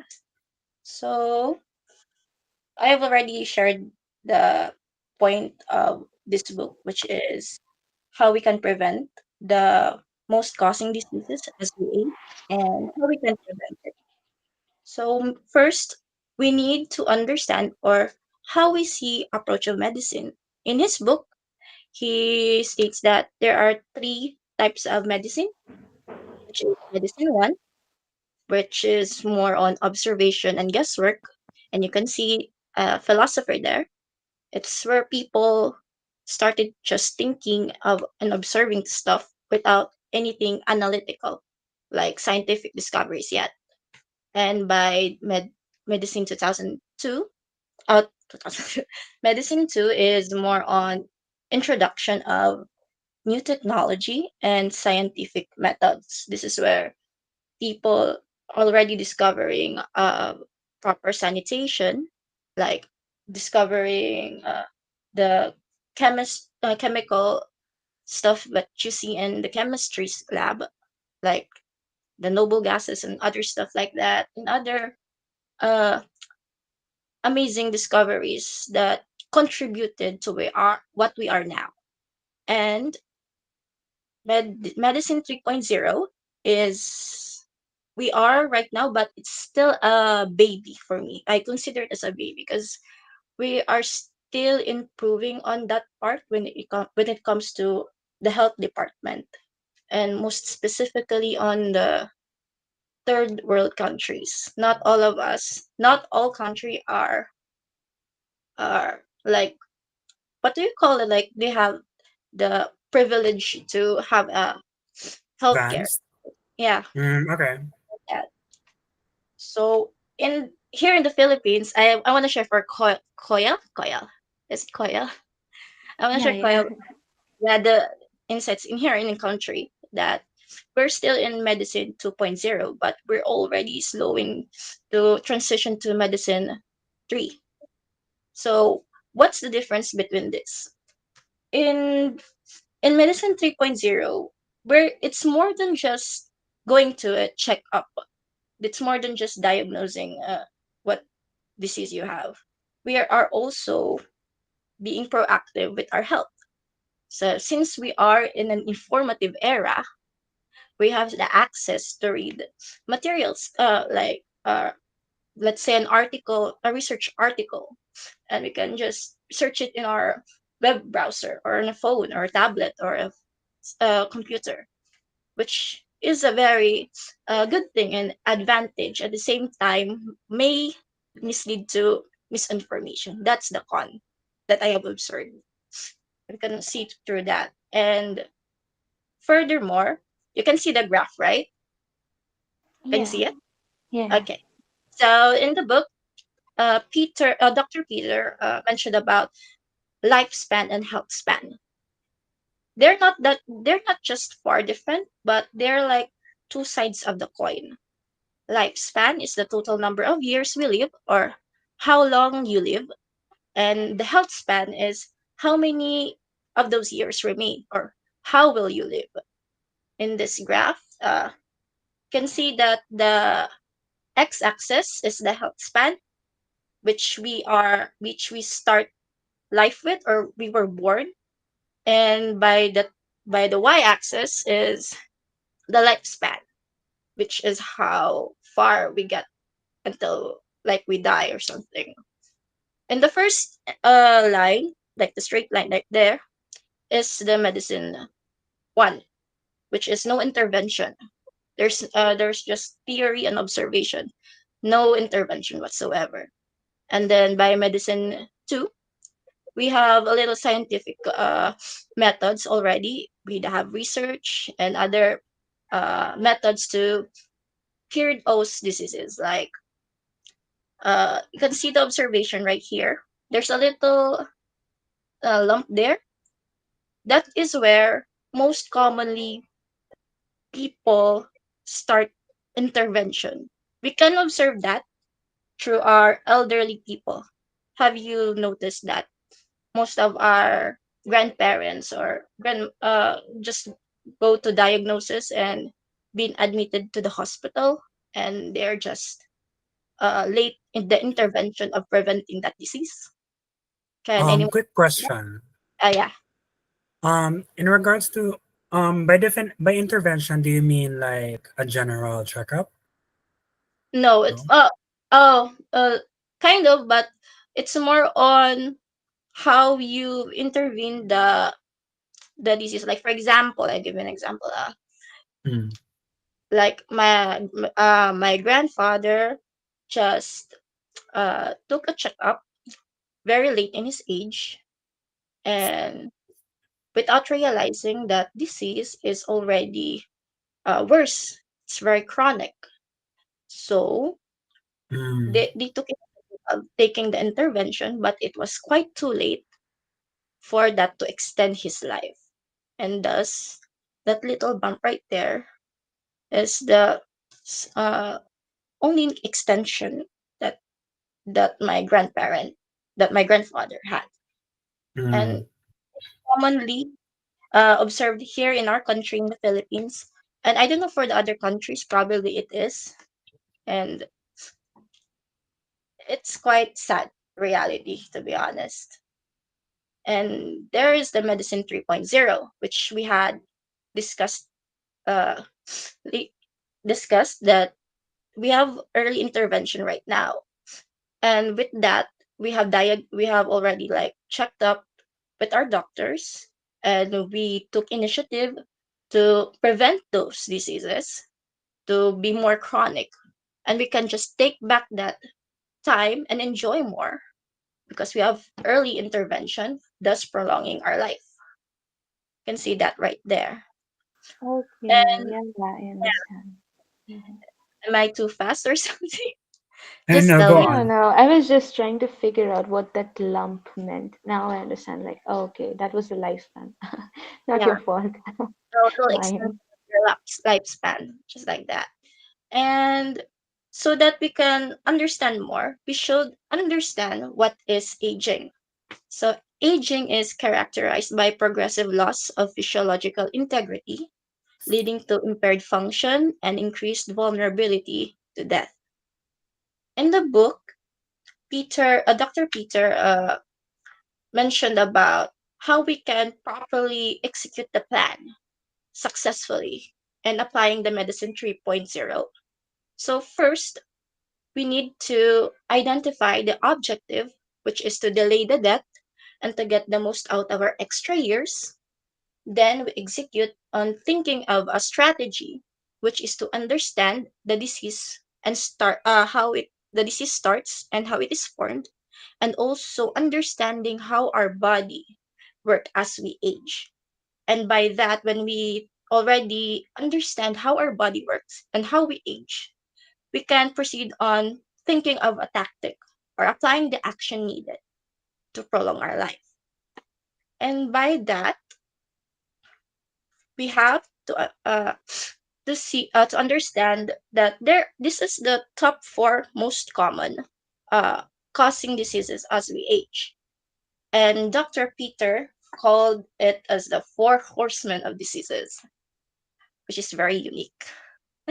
So the first one commonly reported is heart disease. Second is cancer. The third is neurodegenerative. You can I'll set an example like an Alzheimer's or dementia. And the fourth one is metabolic dysfunction. If you kind of see, there's a star right there, right? Yeah. The metabolic dysfunction multiplies the cause of this heart disease, cancer, and neurodegenerative. Do you picture it right now, guys? Are you there? Yes, Yeah, yes. yeah. Oh Yeah. Wow. yeah, I Right. forget though when she's sharing her screen, she cannot see if we're giving thumbs Ah, up. our Yeah, yeah. reactions. Right, Oh, right. okay. Yeah. We're keep on Yes. reacting in emojis, Ives, but yeah. Yeah. So Okay, you got can it. yeah. I thought there's something wrong with No, my no, audio. no, no. Yeah, but we we understand what We're you were actually trying to very say. shocked. We're following you. Yeah. Yeah. Okay. Yes. Okay, let's continue on. So, what's this? I am woman. So what triggers this to summon these four horsemen? Anything you can guess. Anyone you can guess. Related to sugar? Related to Relate. sugar. Isn't it sugar? No, no, no, it's not. What triggers the Anyone? summon before? Another clue, please. Processed foods? No, No. no. Something related with blood too. Blood, sugar, Diabetes? diabetes. Okay, No. you're there. What? Okay, What? you already have the idea, but not concrete enough. Okay. Okay, another clue. Joke. You have the idea what I'm I mean, how trying. about you, Kuya? You're the I believe. Oh yeah, wait, Margo can answer this as a No, I pre-med can't. student. That was like long time ago. No, I Related was to going to sugar. say something else, but that is not related to sugar.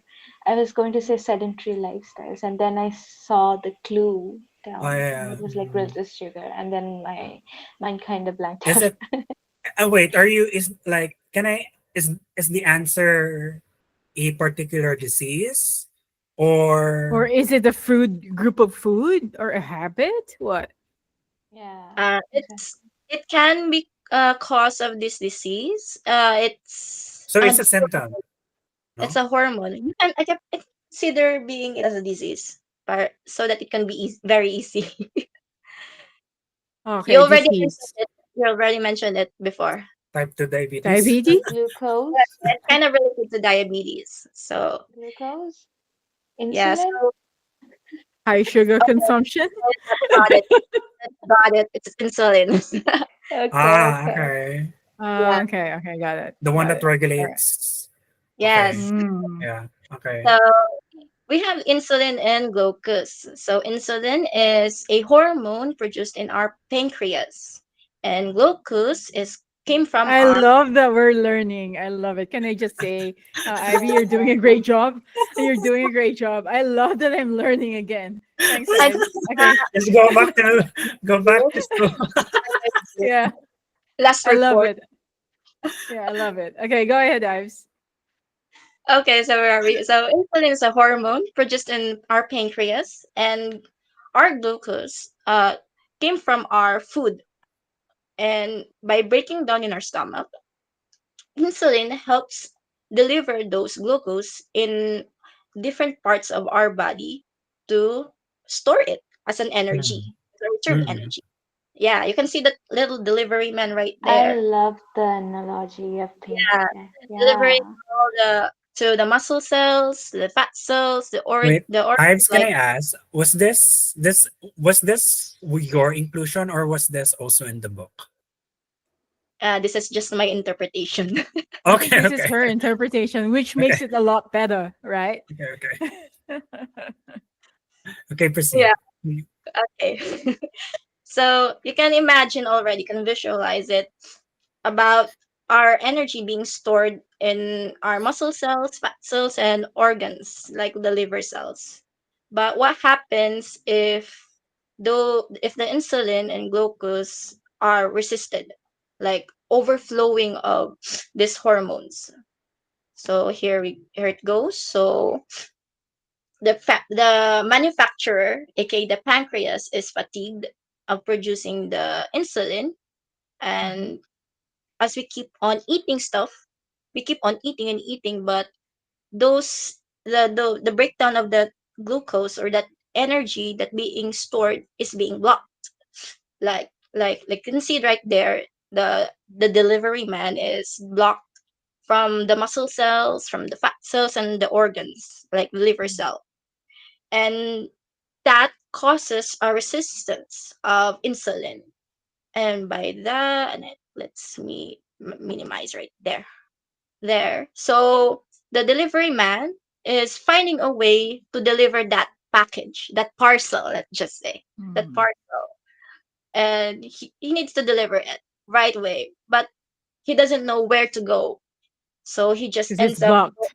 Yeah. yeah. So the delivery man, the like just say Lazada, Lazada, is just circling around the road, and the road is the representation of our arteries, our bloods, and like that.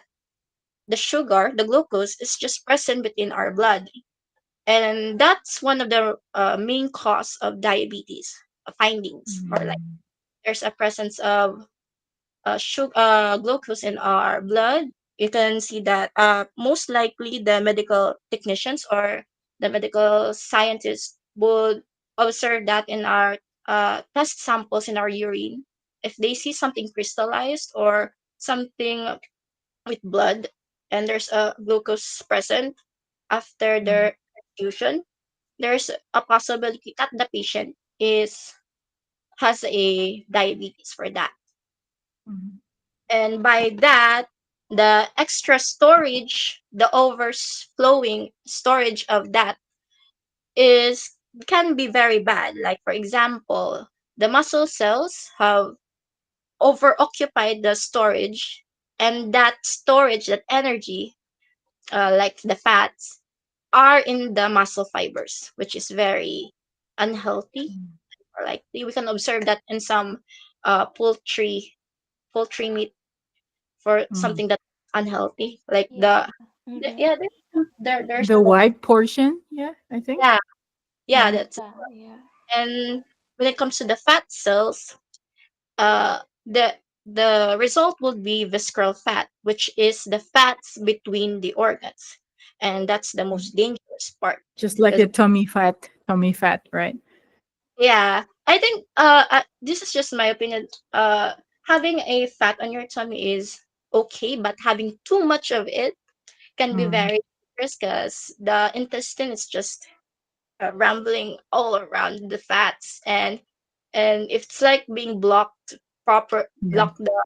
the way of the food or something like that, and may cause inflammation, and that's a lot Mm. of problem, and you're gonna take a lot of medicines to it. And another thing is the liver cells. The liver plays a part in our metabolism, and that includes our medicine too. But if the liver, let's just say, having a problem to metabolize that due to fats and leading to fatty liver, there's gonna be another complication to that, another extra medication for the patient. Yeah, you can say that right there. Mm. And then by means of insulin resistance can cause other problems, like the four horsemen, as I mentioned before. It can trigger the cancer cells, which proliferates, and the neurodegeneration, which the brain cells don't get enough fuel they needed or the nutrients needed to Mm. the brain, and the cardiovascular diseases may cause inflammation and increased risk of our heart disease and other stuff like uh, hyperlipidemia. And another complication is what Jules mentioned before is diabetes. And the key word for here is inflammation. If anything there's inflamed in the part, there's gonna be a problem to it. Just take note of that part. And then the book also states that there are vectors of deterioration for the health span. And one of it is cognitive decline.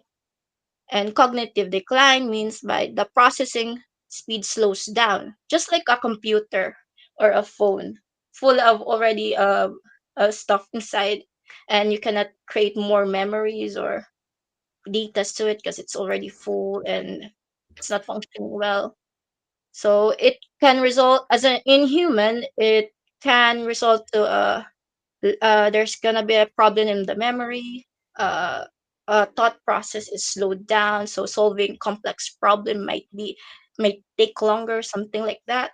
And the intervention for that is just reading a book, memory games, puzzles, learning languages, anything to like it's like a brain exercise for you. Every neurons are very important because as we age, there's a possibility that those neurons die and they're not gonna be Mm. regenerating whatsoever, something like that. So in order to sharpen our mind, we just do stuff that can enhance our brain. As I mentioned, it's reading book, memory games, puzzles, learning new Like language. joining a book club. Yeah, yeah. Exactly.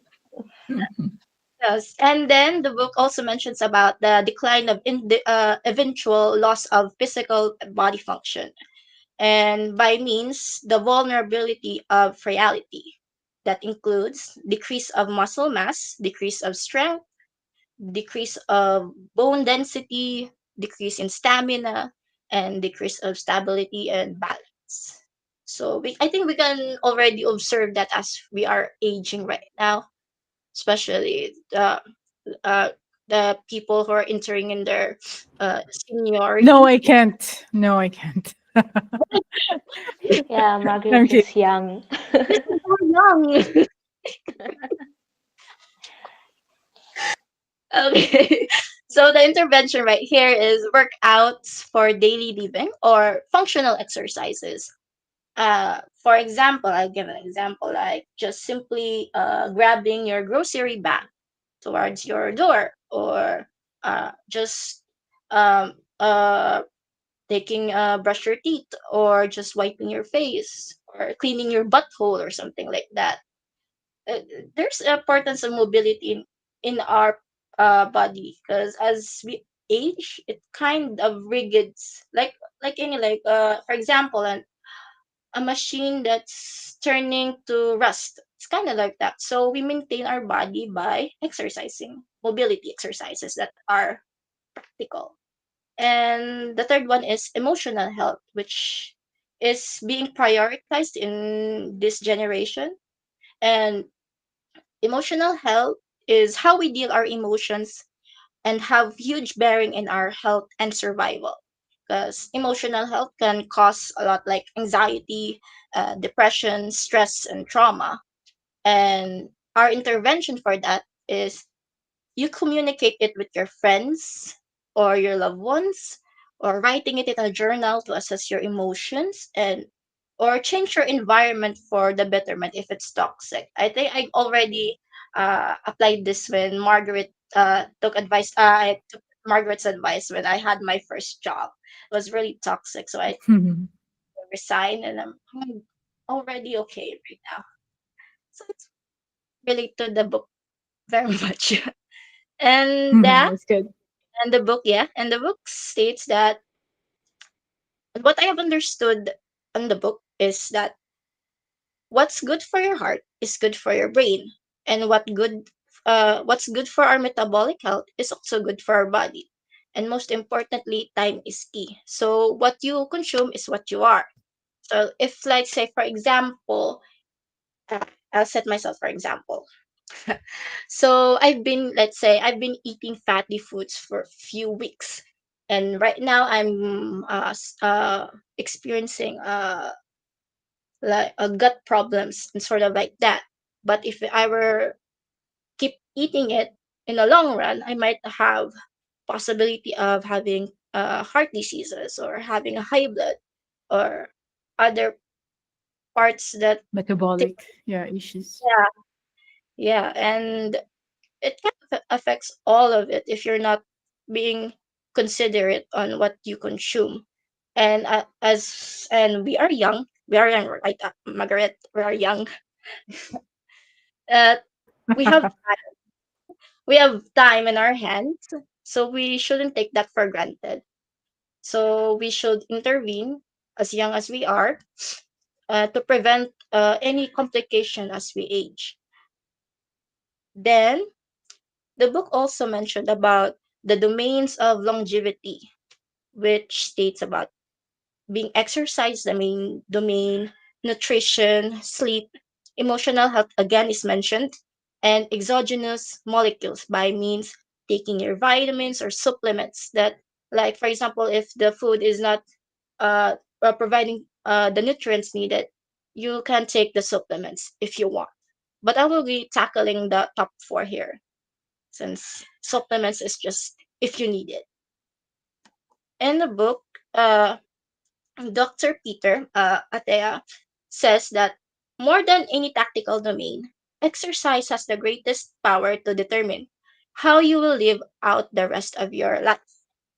And by my understanding about that book, within that chapter, exercise makes use of our reserved energy wisely, and nutrition fuels up our body to make that energy.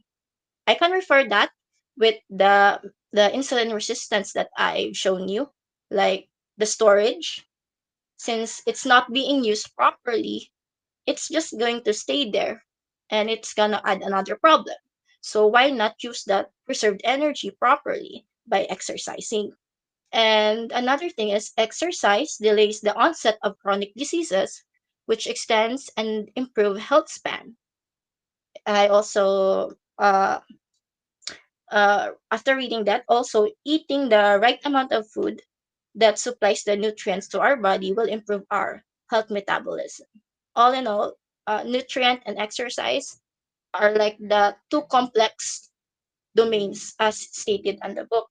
And kind of find it why, because most of us uh, can't be consistent with this part, because all of us sometimes we can exercise every day, we can't like eat food like healthy food most of the time because we're quite busy, and that's another thing, it's very very challenging. That's why I understand why Dr. Atea uh, mentioned it's quite complex domain, because not all of us can perfect it. So we have to be considerate about it. And the exercise part, he mentions about the three types of training, which is the zone 2 training, which involves aerobic efficiency, the VO2 max training, the peak aerobic capacity. It's like zone 2 training times 2, which involves on the ventilation of our lungs. And the third one is strength and stability training, which includes muscle building and lessening the risk of injury, like falling as we grow old.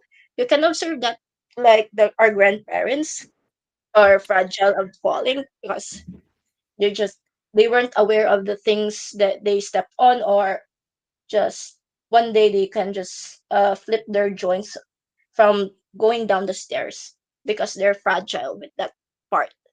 And he mentions about these exercises on the strength and stability training is like grip strength, pulling motions, hip hinging movement, which you can picture it as like a squat, doing squats, lifting weights, and core and flexibility. Then he Wow. also, yes, and the most important one is the sleep too. He stated that sleep is the best medicine for the brain. And Socrates asked this question: if sleep is so unimportant, then why hasn't evolution gotten rid of it? Because simple, it's essential. And we can observe that really in our current lives right now.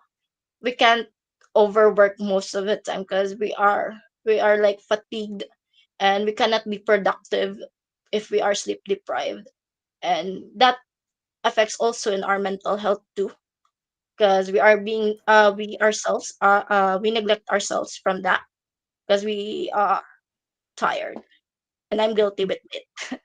Yeah, so okay, so getting enough sleep is helps our body and mind to be efficient for the day, because what happens if we are deprived from it? So poor sleep dramatically increases metabolic dysfunction, and it also causes hormonal balance, connecting it to the insulin resistance. It also causes for that, and it mobilizes stress hormones, which is called cortisol, and there's also a increased risk of cognitive function decline, and also being sleep deprived, we are lack of awareness, as I've mentioned, and connecting it. The next one is causing unwanted accidents, like a car crash. I hope no one goes through that. And because if you're sleep deprived, we're just gonna sleep from the car without noticing it. And that's one of the more common causes, as I seen on a documentary right now. I've been watching in YouTube. The most likely cause or reason because of accident is because they're tired and they just fell asleep from it. And lastly, the worst part is death, which is karoshi. Anyone knows karoshi, right? No. Karasi. No, I don't know. Is it Japanese? Yes, it's Yeah, a I also with Japanese. the name. Yeah, it's a Japanese term described for death from overwork. Mm. Yeah, I've Mm. uh, See. Margaret mentioned it before the last meeting about some freelancer that died Oh from yeah, yeah, yeah. overworking like that. So that's how we vision that sleep is very essential. And Socrates is right because it's essential for that. And then lastly is the working progress of emotional health. So if we ignore it, the consequences falls like a domino effect. and we end up neglecting our overall health. So in the book, Dr. Tea mentioned about in his therapy session during his med school about uh, understanding one's thought process. And I in here I just included here the if I'm gonna set myself an example. For example, I end up Good. facing an irate customer or patient.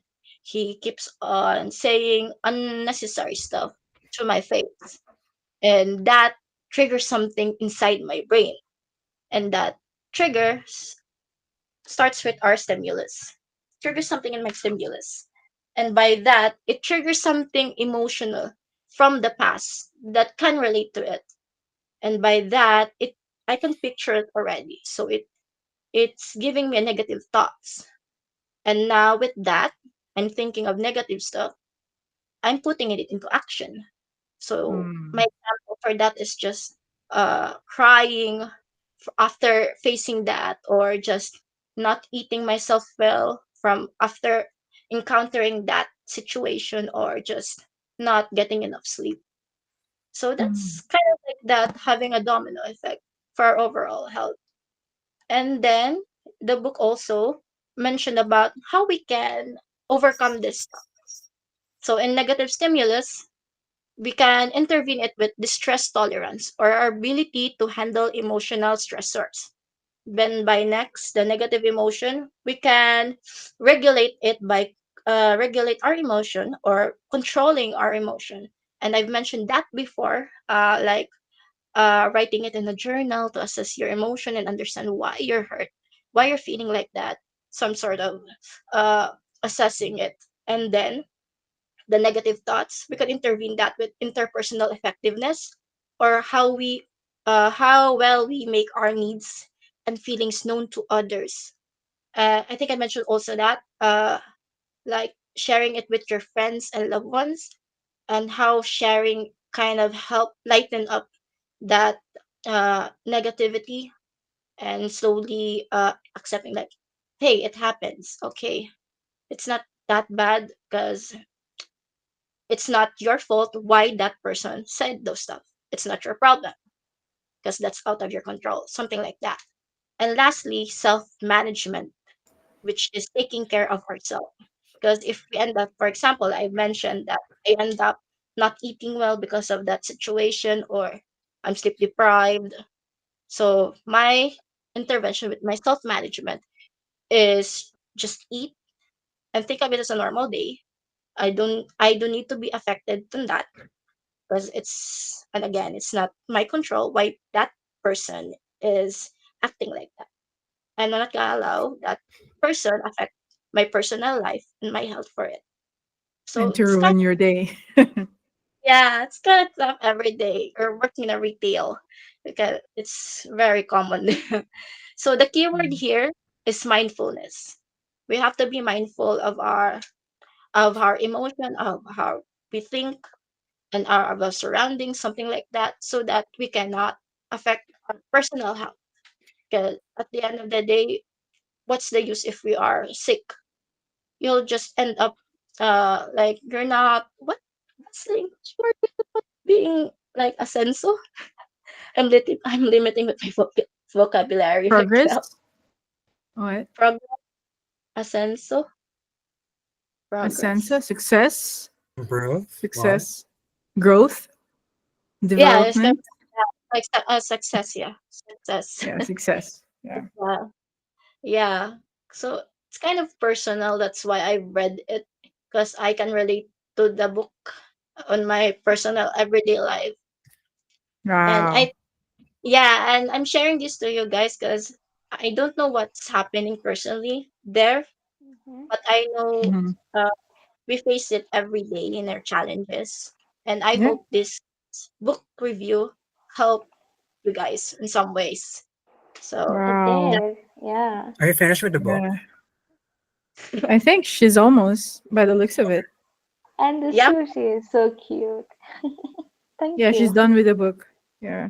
Yeah. Mm. So she actually gave us the whole thing, and so Yeah. 10 out of 10, no notes, guys. So yes. Um, I have a question actually. If you guys remember, I think if you guys remember, the first book I read for this book club was called Yes, Anti Diet, yes. right? Oh Right. yeah. And yeah. So actually, I got alerted when when Ivy said that what you said. Correct me if I'm wrong. You said something about you are what you eat. Can you go back to that slide? Uh, I've already accepted it. Oh my god. Sorry, it's okay. Basically, what I'm trying to say is, Yeah. that's kind of like anchored in diet culture in a sense that Mm, um that alone like excludes other factors that have influence over health outcomes than what you eat. That parang it reiterates this notion that food alone is responsible for health disparities, which reinforces the diet culture beliefs about food that most people in our society already hold. And then pero when you move to the next slide, okay, so it's not just like about food. You also like listed down five other things, and among them was exercise, sleep, and the other two. So yeah. yeah. Yeah. And I think these are the common sense that are not common practice. Mhm. Like, I mean, we know that okay, we need some sleep. We know that we need this like vitamins or whatever, this nutrition, but we're still yeah, we know that, but we're still not doing it, right? Yeah. We're still not doing it. I So think that's why uh people mm-hmm. stop talking about these things because Yeah. It's uh, not common. It's exactly not like right, common practice. And exactly yeah, one way we can start probably is by making marginal changes, as in very, very right, small changes. yeah. And I believe that sleep is the most important above Mm, everything. yeah. And Wow. so many people just take it Take it for for granted. granted. Yeah. Yeah, because sleep is for the weak. No, very, very wrong conception. Right. Like it's like, Right. yeah. That's true. Wow. Ivy, I have to commend you. You've done a great job of like teaching us like a basic science biochemistry lesson. Thank So you thank for you that, for actually. Learned a yeah, lot. it was a lot of effort Hmm. for Ivy. So thank you so much, Ives. And I think I have to corroborate with the diabetes or the sugar one because I've watched this documentary. I forgot what is it, but it's about a vegan diet. So Is it what and the hell? I No. think it's what the health. Yeah, I think so. I've they mentioned there that one of the the problem now is not about like cholesterol or fat. It's not about other things, but it's the sugar. It's the sugar that we take because sugar could be in any form, right? It could be in your drinks. It could be the food you eat. Even banana has sugar. Fruits has sugar. So in the chocolates and whatever we eat. So they said that one of the biggest source or probably reason for heart diseases are actually sugar. And one of the new smoking is actually sugar, the overconsumption of sugar. So yeah, I think yeah, But I just want to throw it uh, out there. yeah, what about natural sugars? I feel that they are better than Yeah, yeah, for sure. I mean, sugar. Yeah, processed one, anything right? is okay, Yeah, but I mean, too much of everything would be is bad, exactly. right? Yeah, So yeah, Yeah. yeah. exactly. Right. Hmm. So I think Jules, if you compare all this like nutrition or health books to the anti-diet, um there's a lot of probably um conflicting ideas I or mean, it's not there could be exactly conflicting, but yeah just like yeah but there could be that notion of you are what you eat alone, or like nutrition yeah alone, like has it's like the main factor of like what could happen to you, like health wise, and how it could Yep. impact, like how long would you live on this earth, is what I'm trying Hmm. to say. Yeah. Yeah. But I think it's like very extreme view, as in focusing on Mm. only just one factor. Like Yeah. like Yeah. I mentioned about all of Yeah. these Yeah. factors, right? Yeah. Yeah. That Yeah. is more of a whole way to look at it. Not just nutrition, not just exercise, not just sleep. Yeah. Yeah. That's true.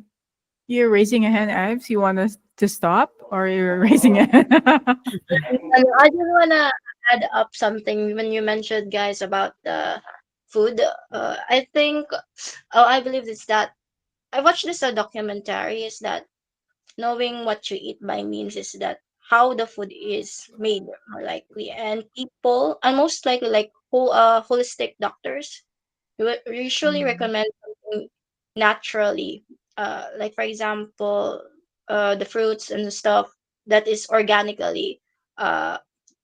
organically produced, because most some foods actually are made from, let's just say this other, the supermarket for example, produces this amazing visualizing food, something like that, so perfect and Mm. beautiful, but it's let's just say it's not organically produced, so it's not clean.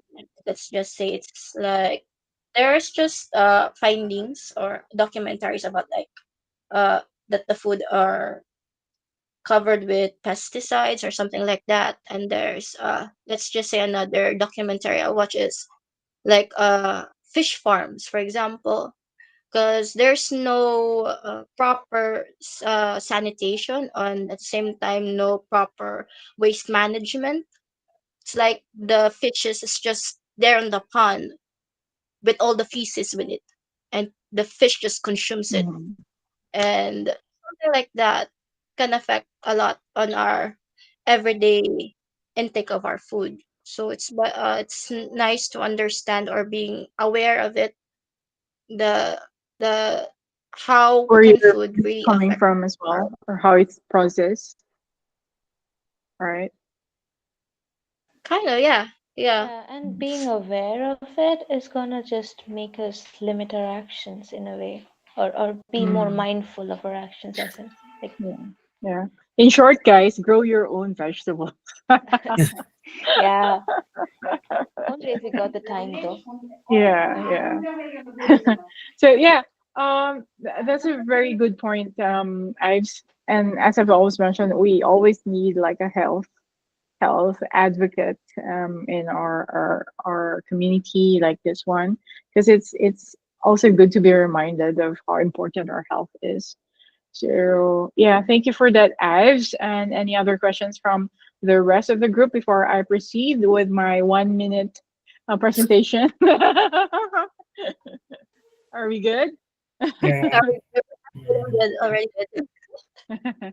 Okay, so I'm gonna share my screen because we have to wrap up this session. Because wow, wait, uh, I think I believe the 8 to 10 minute limit was yeah, that was should be too. put Yeah, that was because it too. stretched too long. Yeah, so I'm gonna share mine. All right. Because my cat is already asking me, "Hey, we have to go to sleep now." I don't know if you can hear my cat. Your cat? Sure. Yeah. Wow. All No, right. those So are not if cats. Those are her children. yeah, my children, by the way. All right, you Right, can see that, right, guys. right. Yeah. Okay. So I'm not gonna like share the presentation. I mean, present the presentation. I'm just gonna do it like this so that I can see you. All right. So okay, what I've read is Ego is the Enemy by Ryan Holiday. So Ryan Holiday, just a quick background, he is actually a Stoic, right? If you guys know Stoicism, so Ryan Holiday is practicing Stoicism. So he's a Stoic. So this book is basically the foundation of this is it could play towards being that philosophy. I mean, using that philosophy as well. So anybody has read this book? Not yet. No, Ego not is the yet. enemy, but you've heard this, Yes, right? I've heard this from you years Yeah, ago. yeah. Yes. Yeah, yeah. So yeah, so Jules said that he have heard this from me years ago because he has keep on mentioning this this book. And yeah, just a quick discussion about the book. So I've read this already. I think I've read this like 2021 or 2022, the first time I've read this. And then after reading it, I said to myself, I have to read this every start of the year just to Mhm. put a foundation of my mindset, of my headspace every year. So this year, 2025, I haven't read it yet because of all the things that's happening in my life. And then I just realized, hey, I have to read this again. All right, because the ego is already acting like an enemy again. Anyway, I'm kidding. It's literal. And the title is actually very literal as well. You can apply it literally. All right. So the most impactful takeaways from the first three chapters that I've read. Let's include the introduction. So the introduction, it sets the stage by explaining, as I've said, how ego or having this entitlement in a way is often the biggest obstacle to success. So Ryan Holiday argues that ego blinds us, makes us resistant to learning, and ultimately leads us to failure if left unchecked. All right. So this book is divided into three phases, where ego can be our enemy. So first is aspire, well, and second success and failure. So the first few chapters of the book, it discusses in the aspire stage. So how becomes how ego is the enemy in the concept of aspiration. All right. So you'll understand in a bit. All right. So the chapter one discusses about the dangerous delusion. So I don't know if you know this term. They said delulu. It's Yes. the Gen Delilu Z is the term only delulu. Solilu. Yeah. Right. I think Right. I am considered Gen Z actually. Right. Right. Right. So it's good to know that we have two Gen Zs here, Kriel and I. All right. So chapter one is the dangerous Check delusion the or the ego. Kidding. okay. So the dangerous delulu. So so quick one lesson. So the lesson I've gathered from this chapter is because many people think they're special. So that's what I've mentioned earlier that we always think the problem with people is we think we're so entitled, right? So it's not there's nothing wrong with it to be honest, but there are some aspects that it could lead to your failure as well as a person. So many people think they're special or destined for greatness, but ego creates an illusion that success is guaranteed without hard work. So what I'm trying to say is, um, for example, um, if we think that hey, I'm special, so when you always think of that, I should be the class president, for example. I should be nominated at least to become the class Mhm. president because I'm so special, right? So you already have like that premeditated notion or mindset to yourself that I'm gonna be the class president. I'm gonna be nominated because I'm special, Or right? I'm because you great. deserve it. Yeah. Yeah, because and I did deserve it, right? So it breaks the concept of it creates an illusion, as how they said that you think you're already guaranteed to be the class president because you think you're special, right? When in fact, in order for you to be nominated, for example, these are your new classmates that you just met day one in the school. In order for you to be nominated, you have to show that you're eligible to be Mhm. nominated as the class president. Mhm. All right. Does it make sense? Yes, So yes. the key quote that I really like from that chapter is from Richard Feynman, if you're familiar with the Feynman effect. So the first principle is that you must not fool yourself, and you are the easiest person to fool. So this kind of quote discusses simply about self-awareness. So don't be delulu, don't fool yourself that you're something like this, right? So don't. I mean, there's a thin line between like being confident and being delulu. I don't Mhm. have to really deconstruct that here, but don't fool yourself. The point here is to become self-aware and have the humility that hey, even if you're special, we know that you've graduated with high colors. That doesn't mean that you're the best, right? There are other people that are actually probably qualified equally or more qualified than you. Right. So personal takeaway, quick one. This reminded me to stay humble and put in the effort instead of expecting success to come easily. All right. So that's for chapter one. And chapter two is okay, to do or to be to do or not to do. To be or to do delusion. And not delusion, sorry. That's a typo. To be or to do. So this chapter discusses about are you, for example, you chose to be a writer. Okay. So did you decide to become a writer because you wanted to show off to probably your crush that you're having an infatuation with? So you chose to be a writer to show off that hey, I, I'm a good writer.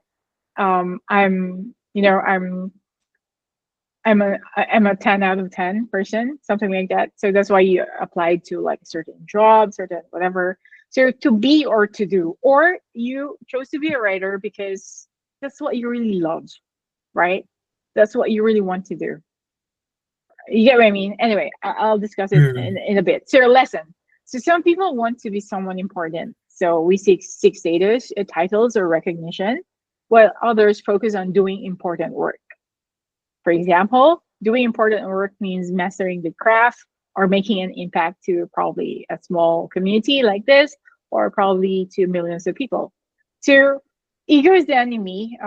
Ego often pushes us toward the first path, which is dangerous. So, ego becomes the enemy when we think that we are someone important, when we always seek for status, when we seek for titles, when we seek for recognition, right?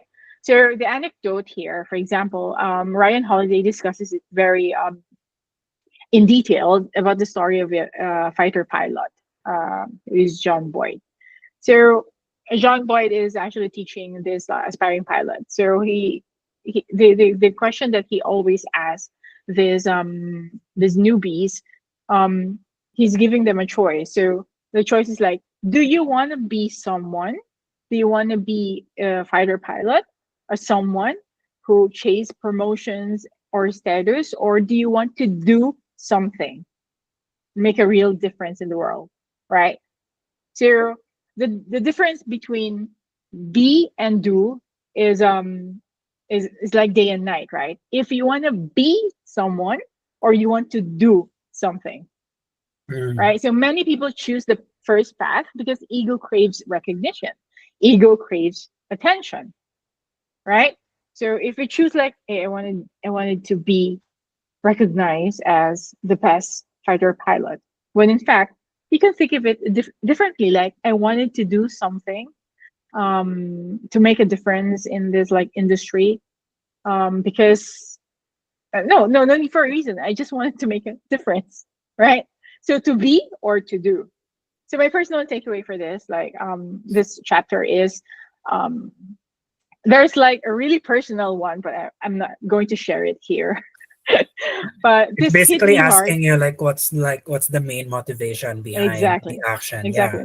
Yeah. Just like what Koyel said, what is like the intention, right? Um, What is the intention of doing that one? So there have been moments where I chased recognition actually in my life instead of I focus on growth or personal development. That I just wanted to be known by this X, something like recognition, X status. So for example, in the past work that I had, I sometimes worried about if I could be seen as, oh, Margaret could be the best, whatever, like writer, Margaret could be the best marketing strategies, whatever. I'm too focused on that one mm, instead of actually getting better results or getting better at my craft, right? mm, So Mm-hmm. yeah, so to be or to do, when we take out the ego, um, Holiday says that we are more focusing on mastering our craft than just Yeah. chasing like temporary thrills like okay status recognition etc. So Also when entitlement, right? Like when yeah we like exactly to be, Entitlement. Yeah, yeah, yeah, exactly. So I now ask myself, for example, you can ask this yourself, guys, when you probably apply for a job or probably take another career path. You can ask yourself, am I doing this because I love the work or because I want people to notice me, right? So am I doing this because I really love this? I wanted to do something or because I want people to notice me? To yeah, just think of it. You don't have to answer it. Just think of it, right? You can Mhm. answer it maybe later. It's part of the ikigai in a sense, Exactly, that exactly. mission and the Yeah, purpose and the exactly. yep. Yeah. So that's also another good book to read, the Ikigai. So yeah, chapter 3 is to become a student. So the chapter 3 focuses on becoming a student. Um, well, it is it's straightforward, right? Even if you've become a professional, even if you've, for example, you've graduated, you've got your degree in psychology, like Jules got his degree in literature, Ivy's already a registered pharmacist. I'm just a nobody, you know. So when you already have that, when you already reach that, it doesn't mean it's the end of everything, right? It's the end of everything. You're not already teachable, you know everything, you're an expert. That's why I really hate the word expert, because I always believe that we're forever learning. So this chapter focuses on you have to guard against ego by always remaining a student. Because when you have that mindset, you never assume that you know everything, Mhm. right? And your mindset would be, okay, there are things that I know, but there are things that I also need. I also don't know, and there are things that I can learn from someone. Okay, Mhm. so this is the highlight of this chapter for me is the plus minus equal system for growth or self development. Mhm. So a true student needs a plus, minus, and equal. So what is a plus?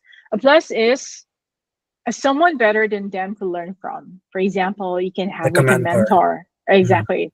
You can have a mentor, you can have a coach. It doesn't have to be like physical. You can just watch people like the one that you follow, for example, Mark Manson, Esther Perel, to Ryan Holiday could be a plus, someone better than them to learn from, right? So and a minus, so someone they can teach. All right, it could be, I don't know, it could be us. Like for example, like Jules, you can teach me whatever you want to teach. What am I thinking? Teach me how to doggy. That's so weird. What? Anyway, I thought you were Gen Z. Shouldn't you yeah, be I'm able to done. do? Done. Sorry. So, like for example, Kiel could teach me some of the aspects of psychology, right? Because like I'm not really emotionally intelligent. Okay, for example, You so are actually pretty much. well, I hope, I wish. So we have a minus, someone that we can teach, right? And an equal as well. So appear to challenge and push them. For example, us here, we're actually peers here. We're actually part of our community that we're challenging each other to, hey, get a life, read some books. Okay, so we're pushing each other to not only to read specifically like fiction, not only to read nonfiction, not only to read like other, but also to explore other genres, Mhm. right? So this is really good for me. Like the anecdote, the plus and minus equal. We need someone better than them to learn from, someone they can teach, and someone to challenge and push them. All right. So personal takeaway that in my Gen Z life, so I realized that I sometimes receive feedback. Um, I don't know if you share the same. So sometimes because I think I know a lot and I know enough, I resist to be, teachable. So not because I don't want to improve, Yeah. but because my ego, right? It's my I ego know. that's telling Yeah. me, you know what, I'm already good at this, and why are you telling me that, right? For example, like Ivy's presentation earlier, like I know probably most of it, because my undergrad is actually a pre-medicine, so I know most of it. So I could say something like, you know what, shut up, Ivy. I know that. But no. So my mindset is open for learning because those are the things that I keep on forgetting as well, right? So And I should also, be, yeah. yep. Go ahead. Yeah, another Yep. point is like when someone else is teaching, it's another point of view they're holding. It Yes. might not be similar to yours. You look at it in a different angle. Mm, It's exactly. another learning, right? Learning point. Exactly. Yeah, yeah. So her perspective might be different from my perspective, and how she understood it might be different from how I did, and then it gives me something to ponder upon, right? So, Mhm. um, uh, point being is, because ego makes you feel like you should already be good at something, then you should be like immune to teaching, immune to be teachable, immune to be rejected, if that makes sense, right? So whether it's at work, in personal projects, or even in hobbies. My mindset, I'm not saying I'm perfect, but the thing is, the goal is to embrace learning, right? Instead of protecting my pride. That's why I use the one word summary, pride, Mhm. because it goes hand in hand with your ego, right? So, Mhm. um, the insights I gained were invaluable, and it reminded me that staying a student is the fastest way to grow. Mhm. Actually, that's my story. So, yeah. So, I Yeah. asked, in short, Mm-hmm. I asked a colleague for an advice, which happened to me, and then, yeah, advice for the writing that I did recently, and then it opened a lot of thoughts and wonders and opportunities for me. That hey, yes, even if I've been writing for so many months, Yeah. for many years now, for many years now, I'm It's still okay. like, You could be like the first generation of Gen Z. okay, right, right. We're in Gen Alpha now, anyway. Gen Beta, right? Is it Gen Gen Oh, Beta? Beta. Gen Beta. Oh, Gen there you go. Beta, Yeah. yeah, it's Gen Beta now. You So can be yeah, like the 1997 Gen Z. right. Okay, so moving on. So how it relates to my life, and first just a little bit of personal reflection. That's why I said I'm making a pact that I would read this every start of the year, because it, Mhm. it gives you like a self-awareness check that, hey, Margaret, always be humbled down, always have some humility. Okay, because sometimes in your experiences in life, in my experiences, probably in what you have achieved, you've come to a point that, hey, I'm so good at this, I know a lot of things, and then it doesn't really, it helps in a way that you're confident, but having to have that open mind, as they said, like a mind that is forever, like a forever student or a learner, actually it will help you a lot to become a more productive, and in a way a more developed and probably mature person. So this book made me reflect on how ego has held me back in different ways. So I've Mhm. become very Yeah. impatient. I've become I've asking for a desire for recognition. And then of course I'm very resistant to criticism and learning. And for example, just one example, because I don't know if you know, KL, that I also have like a small community of like freelancers and creatives that I created like last pandemic, and Jules and Ivy are, I think, are part of, yeah, not I think, Jules and Ivy are part of that community Oh. that we did. So Mm-hmm. what at one point what I did is I'm sharing my insights, my experiences to these creatives, the ins and outs of probably the freelancing world, etc. And then at Yeah. some point I got Mm-hmm. really stuck, because I've keep on sharing everything I've learned, and then people are just taking. Then I said, "Hey, there's no thank you. Here, there's no like whatever," and something like that. So Yeah. right, right. So, but I told myself, no, the desire for recognition. I have to go back to my why. Why am I doing that one? I'm doing that just to do something meaningful. I'm not doing it for recognition, right? Exactly. So Yeah. yeah, Mm-hmm. there, one key takeaway for me is that the true confidence comes from learning and improving, and not from assuming I already know enough. So I now try to ask myself regularly, am I doing this because I truly want to grow, or is my ego looking for validation? Mhm. So that's it. Exactly. Yeah. On to the Mm-hmm. next chapter, guys. So there's a lot. Actually, if you think that's already the meat and potatoes of the book, no, there's a lot. So there's a lot to discuss on the next chapters. So I'm excited. If you're excited, I'm willing to share everything. Right? Yeah. Yeah. I actually like the plus, minus, and equal. Yes. And I think I can relate one technique Mm. to that. It's a learning technique. It's like very common. It's Feynman technique, if you've heard of it. As Mm. in, you teach a concept, very complicated concept, but very simply. As in, you teach it to a child or someone who doesn't know anything about the field. Teach it to Yeah. them, and you have to break down every complex thing into very digestible chunks, and that is Yeah. how you imbibe, right? That is minus, and of course the equal and everything. And Yeah. another thing, the humble, the humility thing. It's Mm. like there's this concept of I couldn't help. I'm like sorry if I'm like if you It's feel like okay. I'm You can go on. oversharing. No, No, no. no, it's uh, okay. I mean, this is the point of the session, right? yeah. Yeah. So there's this theory of Dunning-Kruger effect. Like there's this two Mm. researchers, Mm. Dunning and Kruger. I don't know. It's Mm. very popular. I still Yep. wanted to share.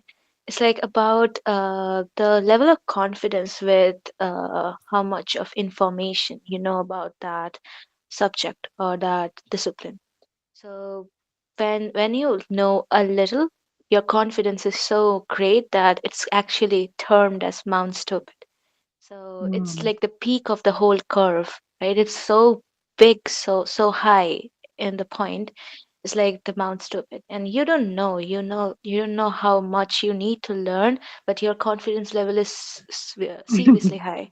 And then Yes. there's this curve slopes very rapidly, and it's very comes down very rapidly. That's the valley of despair, and you realize that Mm, wow, I don't know a lot of things, so Yeah. much is unknown, right? And then slowly after time you start to learn, and the majority just give up there in the valley of despair, the lowest point of the curve. And then not the lowest, like from the starting, it's the second lowest point, right? So Yeah. you're starting from zero. So Yeah. yeah, and then Wow. it goes to like slowly the slope is again going up, and it's very rapid, very gradual. And when you are can be termed as an expert, but no, not really. But you know a lot about the subject, but you're Mm. in that student mode. You're like, yeah, I need to learn a lot more, and that makes you humble. Like the more you learn, the more humble you get, since how Yeah. much mm, Yeah. is there to learn yet. Yeah. Wow. 100%. Thank you for sharing that, KL. So, yeah, You're that's why. welcome. That's why. You now kind of understand why I wanted to read this every start of the year, right? So there's like a personal reason for me why I Exactly, really yeah. wanted to start reading this before the start of the year, I because can actually want to read the book actually. yeah, please go ahead. Because it gives you the book is just a quick read. It's not too thick. Mhm. It's actually just like probably like 200 plus pages. So it's a Oh, quick read, yeah. and it's very straightforward because it's based on stoicism, right? So Mhm. yeah, I wanted to read this every start of the year because it gives me that self awareness check before I mm, plan everything, mm, right? Or Exactly, before I yeah. move on to like the next chapters of the year, to mm. always think that, hey, Margaret, all right, stay grounded, Mhm. right? Very So important yeah, that's actually. it for this session for me. Um, what Um, else? okay. Yeah, go ahead. Actually, want to know was were this chapters part of the aspirations? Yes. Mm, yep, that's aspiration. Yep. Mm. Okay. So the thing with aspiration is it's basically in the chapter two is the to do, I mean to be Mm, or to do. Like, mm, are you doing this Right, thing right. because you just Mhm. wanted recognition, you just mm, wanted okay. validation, or you're doing this thing because you love to do it? Mm, Yeah. It's regardless of what others will think. It's or Mhm. regardless of like if you don't get any recognition, you just love doing it. mm, So And when that's you do aspiration. Yep. something, yeah, and when you Yep. do something, it's automatically translates to be something. Mm, Like your yeah. actions make you something, right? So Yeah. we don't Exactly. really have to concentrate on the factor to be, but to Mm. do. Yeah. Yeah, exactly. Wow, that's one way to put it. Like when you start to do something, when you mastering your craft and everything, and that's the time that, Yeah. hey, you know what, Jules is really good. Why not we promote him to become like a manager, right? So because Yeah. you've done something really good, and then I don't know if you guys read the book uh, uh from It's the author of okay. the deep work, the author of the deep work. I forgot. Uh, Cal Newport, Uh, was it? Yeah, No? Cal Newport. Yeah, Cal Newport. Yeah. So he said something that in order for you to be recognized is just do something so good they can't ignore you. Right? Make can sense? you write the name of the author in the chat, as in the spelling? Okay. Yeah. Can you write, Jules? Sure, sure. I'll just put it on the book Ah, the recommendations under Discord. Discord. Yeah, Yeah, yeah, yeah. yeah, for sure. So yeah, so it was mentioned there briefly that I mean I'm just relating it to this one. Like when you try to just do something first before you being recognized. Because Kriel is right. When you start doing something, then that's the time that to be is actually coming without you knowing it. Right. Exactly. Yeah. So make sense? It's like Hmm. more focus more on the journey, not on the destination. You're gonna reach Exactly. there anyway. Exactly. And it's never ending, actually. It's never ending. Once you Exactly. reach Exactly. something, hey, what's next, right? Because human is actually defaulted to be insatiable, right? Exactly. Yeah. So what else? Okay. So any other I mean, if you have some questions, we can do it in the closing reflections and takeaways. So closing reflections and takeaways, just a quick round, guys. Yeah, so quick round. Each member shares one book they plan to read next time, and recommendation or one thing that they learned from another member sharing, just a quick one, okay? And then of course we're going to discuss when's going to be the next book session, date and time, and of course who's going to be the next host. All right, so quick round. Each member shares one book they plan to read next time. Okay, you know the drill, Jules. Yeah, I'm trying to finish Mating Captivity Okay, first cool. before I All decide right, on cool. what book I'm That's, going to read yeah, next. fair Yeah, enough. Fair I have enough. two Yeah, chapters left. Yeah. yeah, Mm-hmm. fair enough. One thing I learned from another member sharing was, I think, based on the questions I asked, I think like for you, yours was clear. So like, what should I think it's important to assess whether or not you're doing something for your ego or for something else, I suppose. Yeah. I mean, Mm. I think there's no harm in wanting to be recognized. Yeah, for Yeah, sure, yeah, for for sure. sure. Yeah. I mean, it's kind of like imposed on us on society by society in a way, if you think about it.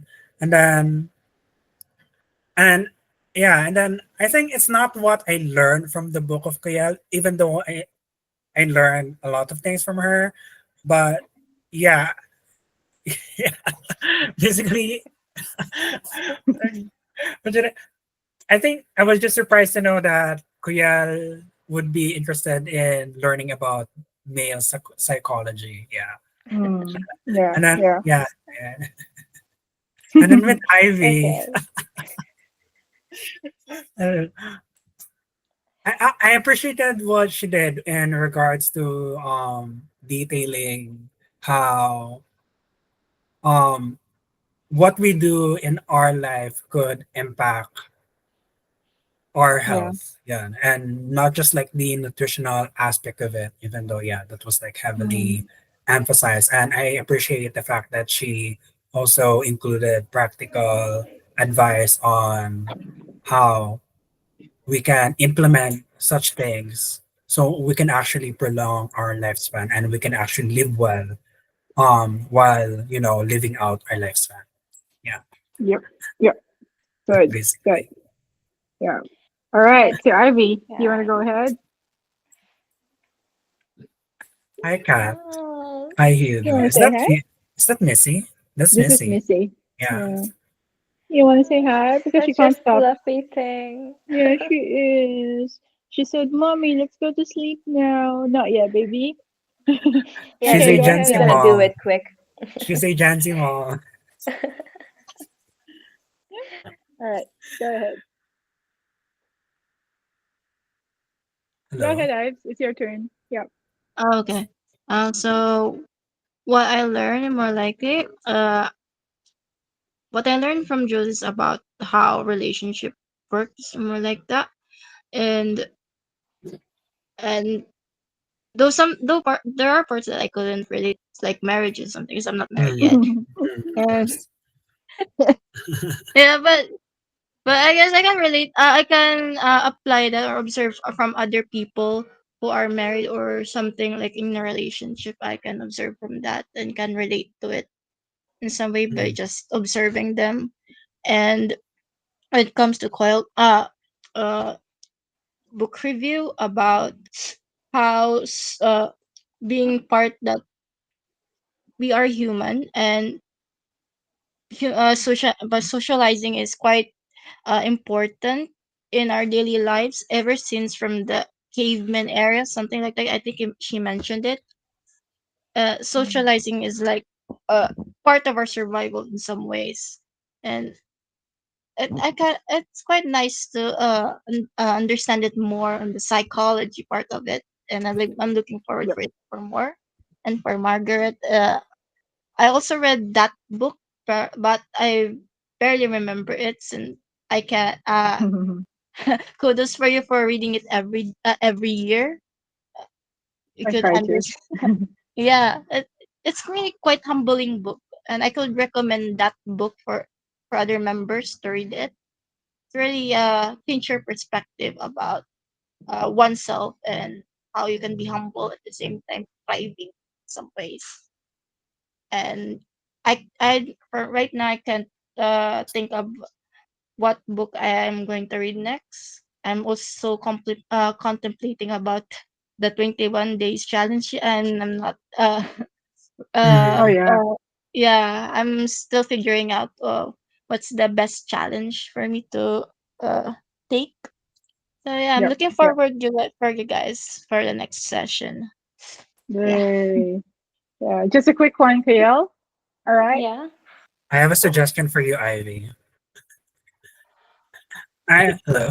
Yeah, what is it? You've been trying to improve your communication skills, right? Yeah, Yeah.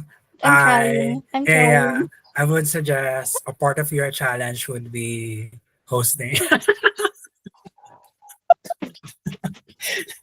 So you can learn to mediate Yeah. and moderate discussions. Yeah. Yeah, she's the next host. Okay, Okay. done. Well, it's gonna be a new experience. Yeah. Right, right. Yeah. So we decided for her.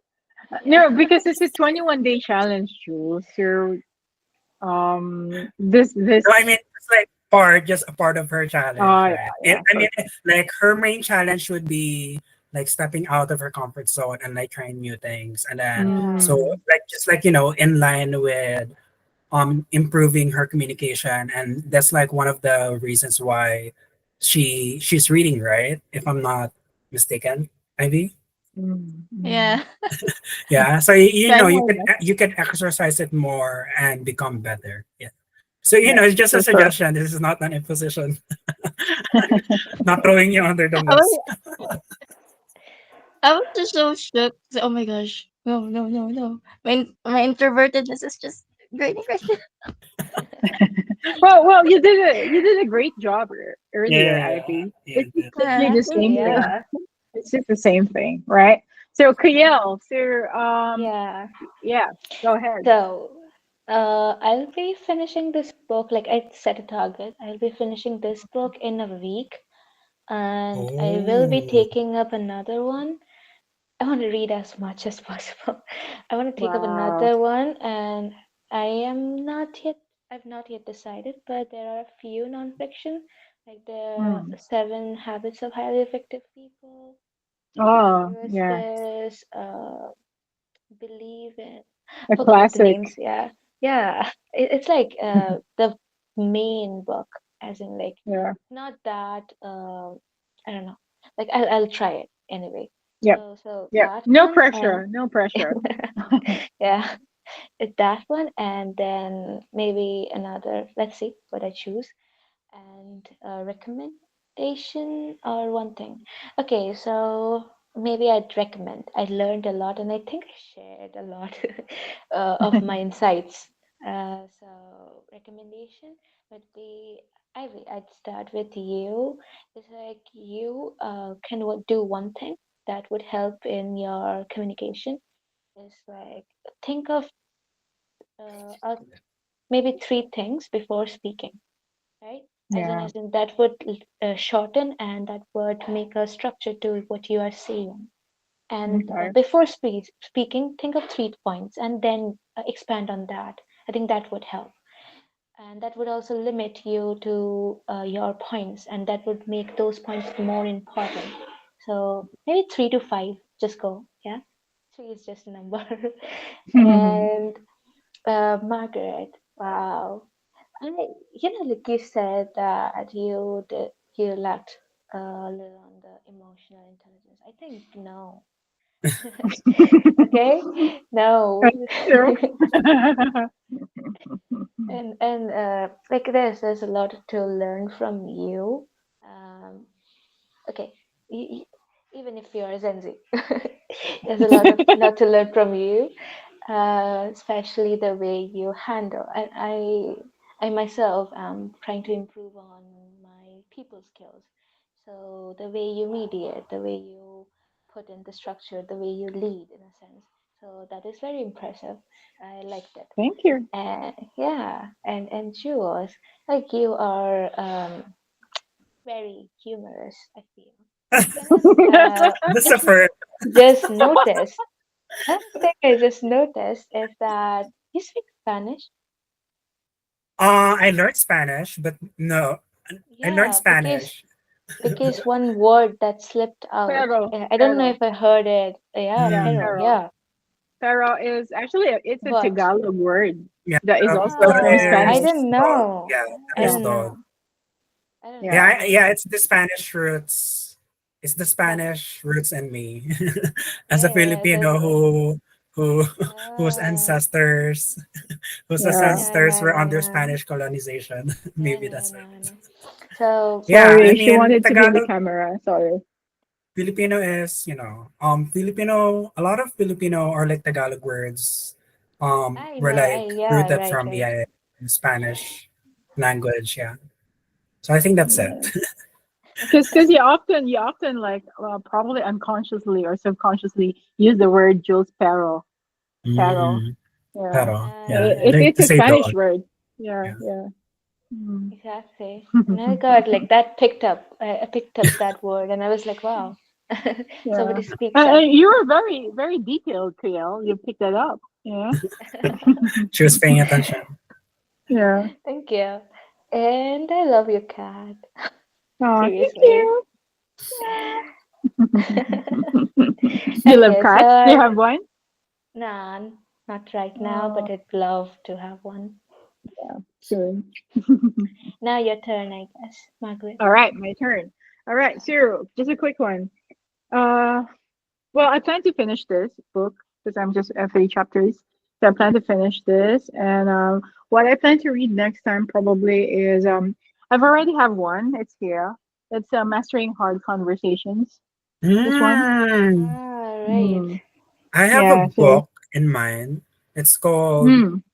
I'm not exactly sure yet if I'm going to go, but I'm definitely going to read this, but I'm not sure if this is going to be the next one I'm reading. It's called You're Mm-hmm. Not Listening by Kate Mm. Murphy. Yeah. I saw it Yeah, I Mm. online. plan on reading that one as well. It's Oh. And about also, active listening and it's like, I don't yeah. know. Also, there's Mm. another book called Nonviolent Communications. Yeah, I've heard Mm. of that too. Yeah. Okay. Can Interesting. pick So that yeah, up this as is well. this is this is my planned next reading after this ego is the enemy because I'm quite having a lot of hard conversations lately, so probably this will help me. Within yourself, I your mean, inner no, demons. Kidding. well, actually, in my work, Okay. so in my Gen Z life, so there's a lot of So hard external conversations demons. to be had. Right, our intrusive thoughts, right, Gen Z. Yeah, So anyway, so yeah, that's my next book and recommendation. One thing we learned from another member share. Okay, Jules, you already know this. I'm really excited to end that book because I wanted to know the whole the whole There's details a of lot of that book. topics I'm not going to cover. I mean, like with the Oh, first okay. present, no, like with the first presentation, I summarized Mm, like 2 to 3 chapters of it, and yeah. then like for this presentation alone, I only tackled like one area of it, and then Mm, I was like supposed to talk about like why people like fear or cannot commit into mhm, relationships, like yeah, like from mm, like two perspective, like from a Gen Z perspective, and then there was this like millennial perspective, and then I'm okay. not exactly sure if I'm going to like go deep into that for the next session, since I'm thinking about Mhm. talking about fantasies, Mm. sexual fantasies. But I'm not sure. Like, would you guys want to talk about sexual fantasies? I don't know. Well, why not? I mean, like how like it Not plays us, out. not Yeah, yeah. us I mean, sharing our fantasies. like how it can play out in other people's psyche, and it's not really like about like just about like the sexual fantasy, but like what's like the rooted desire for like that sexual fantasy, and how much like a person is in control or actually giving up control when they have these sexual fantasies. Parang like there was this like one woman, like for example na she was like her fantasy is being offered up to Mm, a group of people who would um whom she would have sexual engagement with, and mm, then so it would seem like it's very objectifying for her as a woman mm. to Okay. like be used in analogy is sort of like a sex toy, but it's Mm, not that. It's more about her need for connection and attention, something like that. Yeah. So okay. like I don't know if you guys would like be interested to hear about that, or would you guys want me to Okay. talk Bye, about KL. infidelity? Okay, bye Kaya. Thank you for Bye, KL. We'll joining. yeah, we'll just Bye. see you. See you on We'll the see you in Bye next meet. Discord. bye. Okay. Yeah. All right. Bye Well, we're bye. wrapping up anyways. We're gonna be Yeah, finished. yeah. All right. Thank you Okay. so much for Thank being. you. Thank Yeah. you. Thank Yeah. you. Bye Bye bye. It's bye. good to meet you. Bye. You All too. right. Go ahead, Jules. Yeah. Yeah. Basically, I just Yeah. don't know what you guys want to hear more about. That would be more relevant for us. Well, probably Jules, you've mentioned about like that one, the sexual fantasy, and probably the reason for cheating. Is it? Was it? No, no, no, Uh, no, no. This is oh like no. something another. Yeah, since I've already mentioned Mm, like sex being an imaginative or mental act also. mm. And yeah, No, it's not I something don't. just I know personally, I don't mind. Talking about that topic. I mean, obviously, I think other people wouldn't mind as well, for sure. So, but try to be just less intrusive, okay. or probably less if there are people who are very like that thing is sacred for them or whatever, Okay, they okay. don't want to be talked. You get what I mean, right? Yes, yes, So yes. you just find the balance, and Yeah. you're good at it for sure. All right. So Ivy, for Ivy, I like it that you explain in detail like the glucose, insulin, um, process, and of course, I love that you've created your own interpretation. You've created your own drawings and animation, and you've used your animation skills in that one. Yeah, So I tried my best kudos. to be creative. Right. So kudos to you, Ivy. The first thing that's the first thing that I really like about your presentation is because I could see that it is well thought of. I could thought out. I could see that you put so much effort in it and time. So and I could see that you know what you're talking about. It's just that you're being introverted and shy person that um Yeah, blocks you from explaining things in detail, but I know that you know what you're talking about. If you Mm. get what I mean. yeah, Yeah, right? yes. Right. Honestly, right now, like my social battery is like very low, just like was tablet.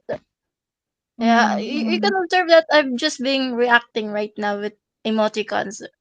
Yeah, but Mm. with that type of Yeah, social battery that you have right now, yeah. you did a good job. Mm. Okay, so you did a good Thanks. job. So you have to you have to tap yourself in the back because you did a good job. So yeah, I really like how you presented it, and I like the scientific explanation about it because right. So this is based evidence based a lesson or presentation from Ivy. So thank you so much, Ivy. So for Kiel, Yeah. I like that. Same with Jules. I like that she's interested in the male gaze um, concept of the book. So it's very interesting. I thought it was for a female audience, but no, it wasn't. So yeah, I like that she's very interested in that part, and yeah, I've got a few actually questions on about the book, so I'll keep it until she shared more about it next time, probably because she only shared like 3 chapters, right? So Mhm. probably there's a lot to unpack or to deconstruct because I've got like cliffhangers, questions probably. So let's see in her next explanation. So yeah, that's it. So have we decided who's the next presenter? Ivy, are you up for the challenge?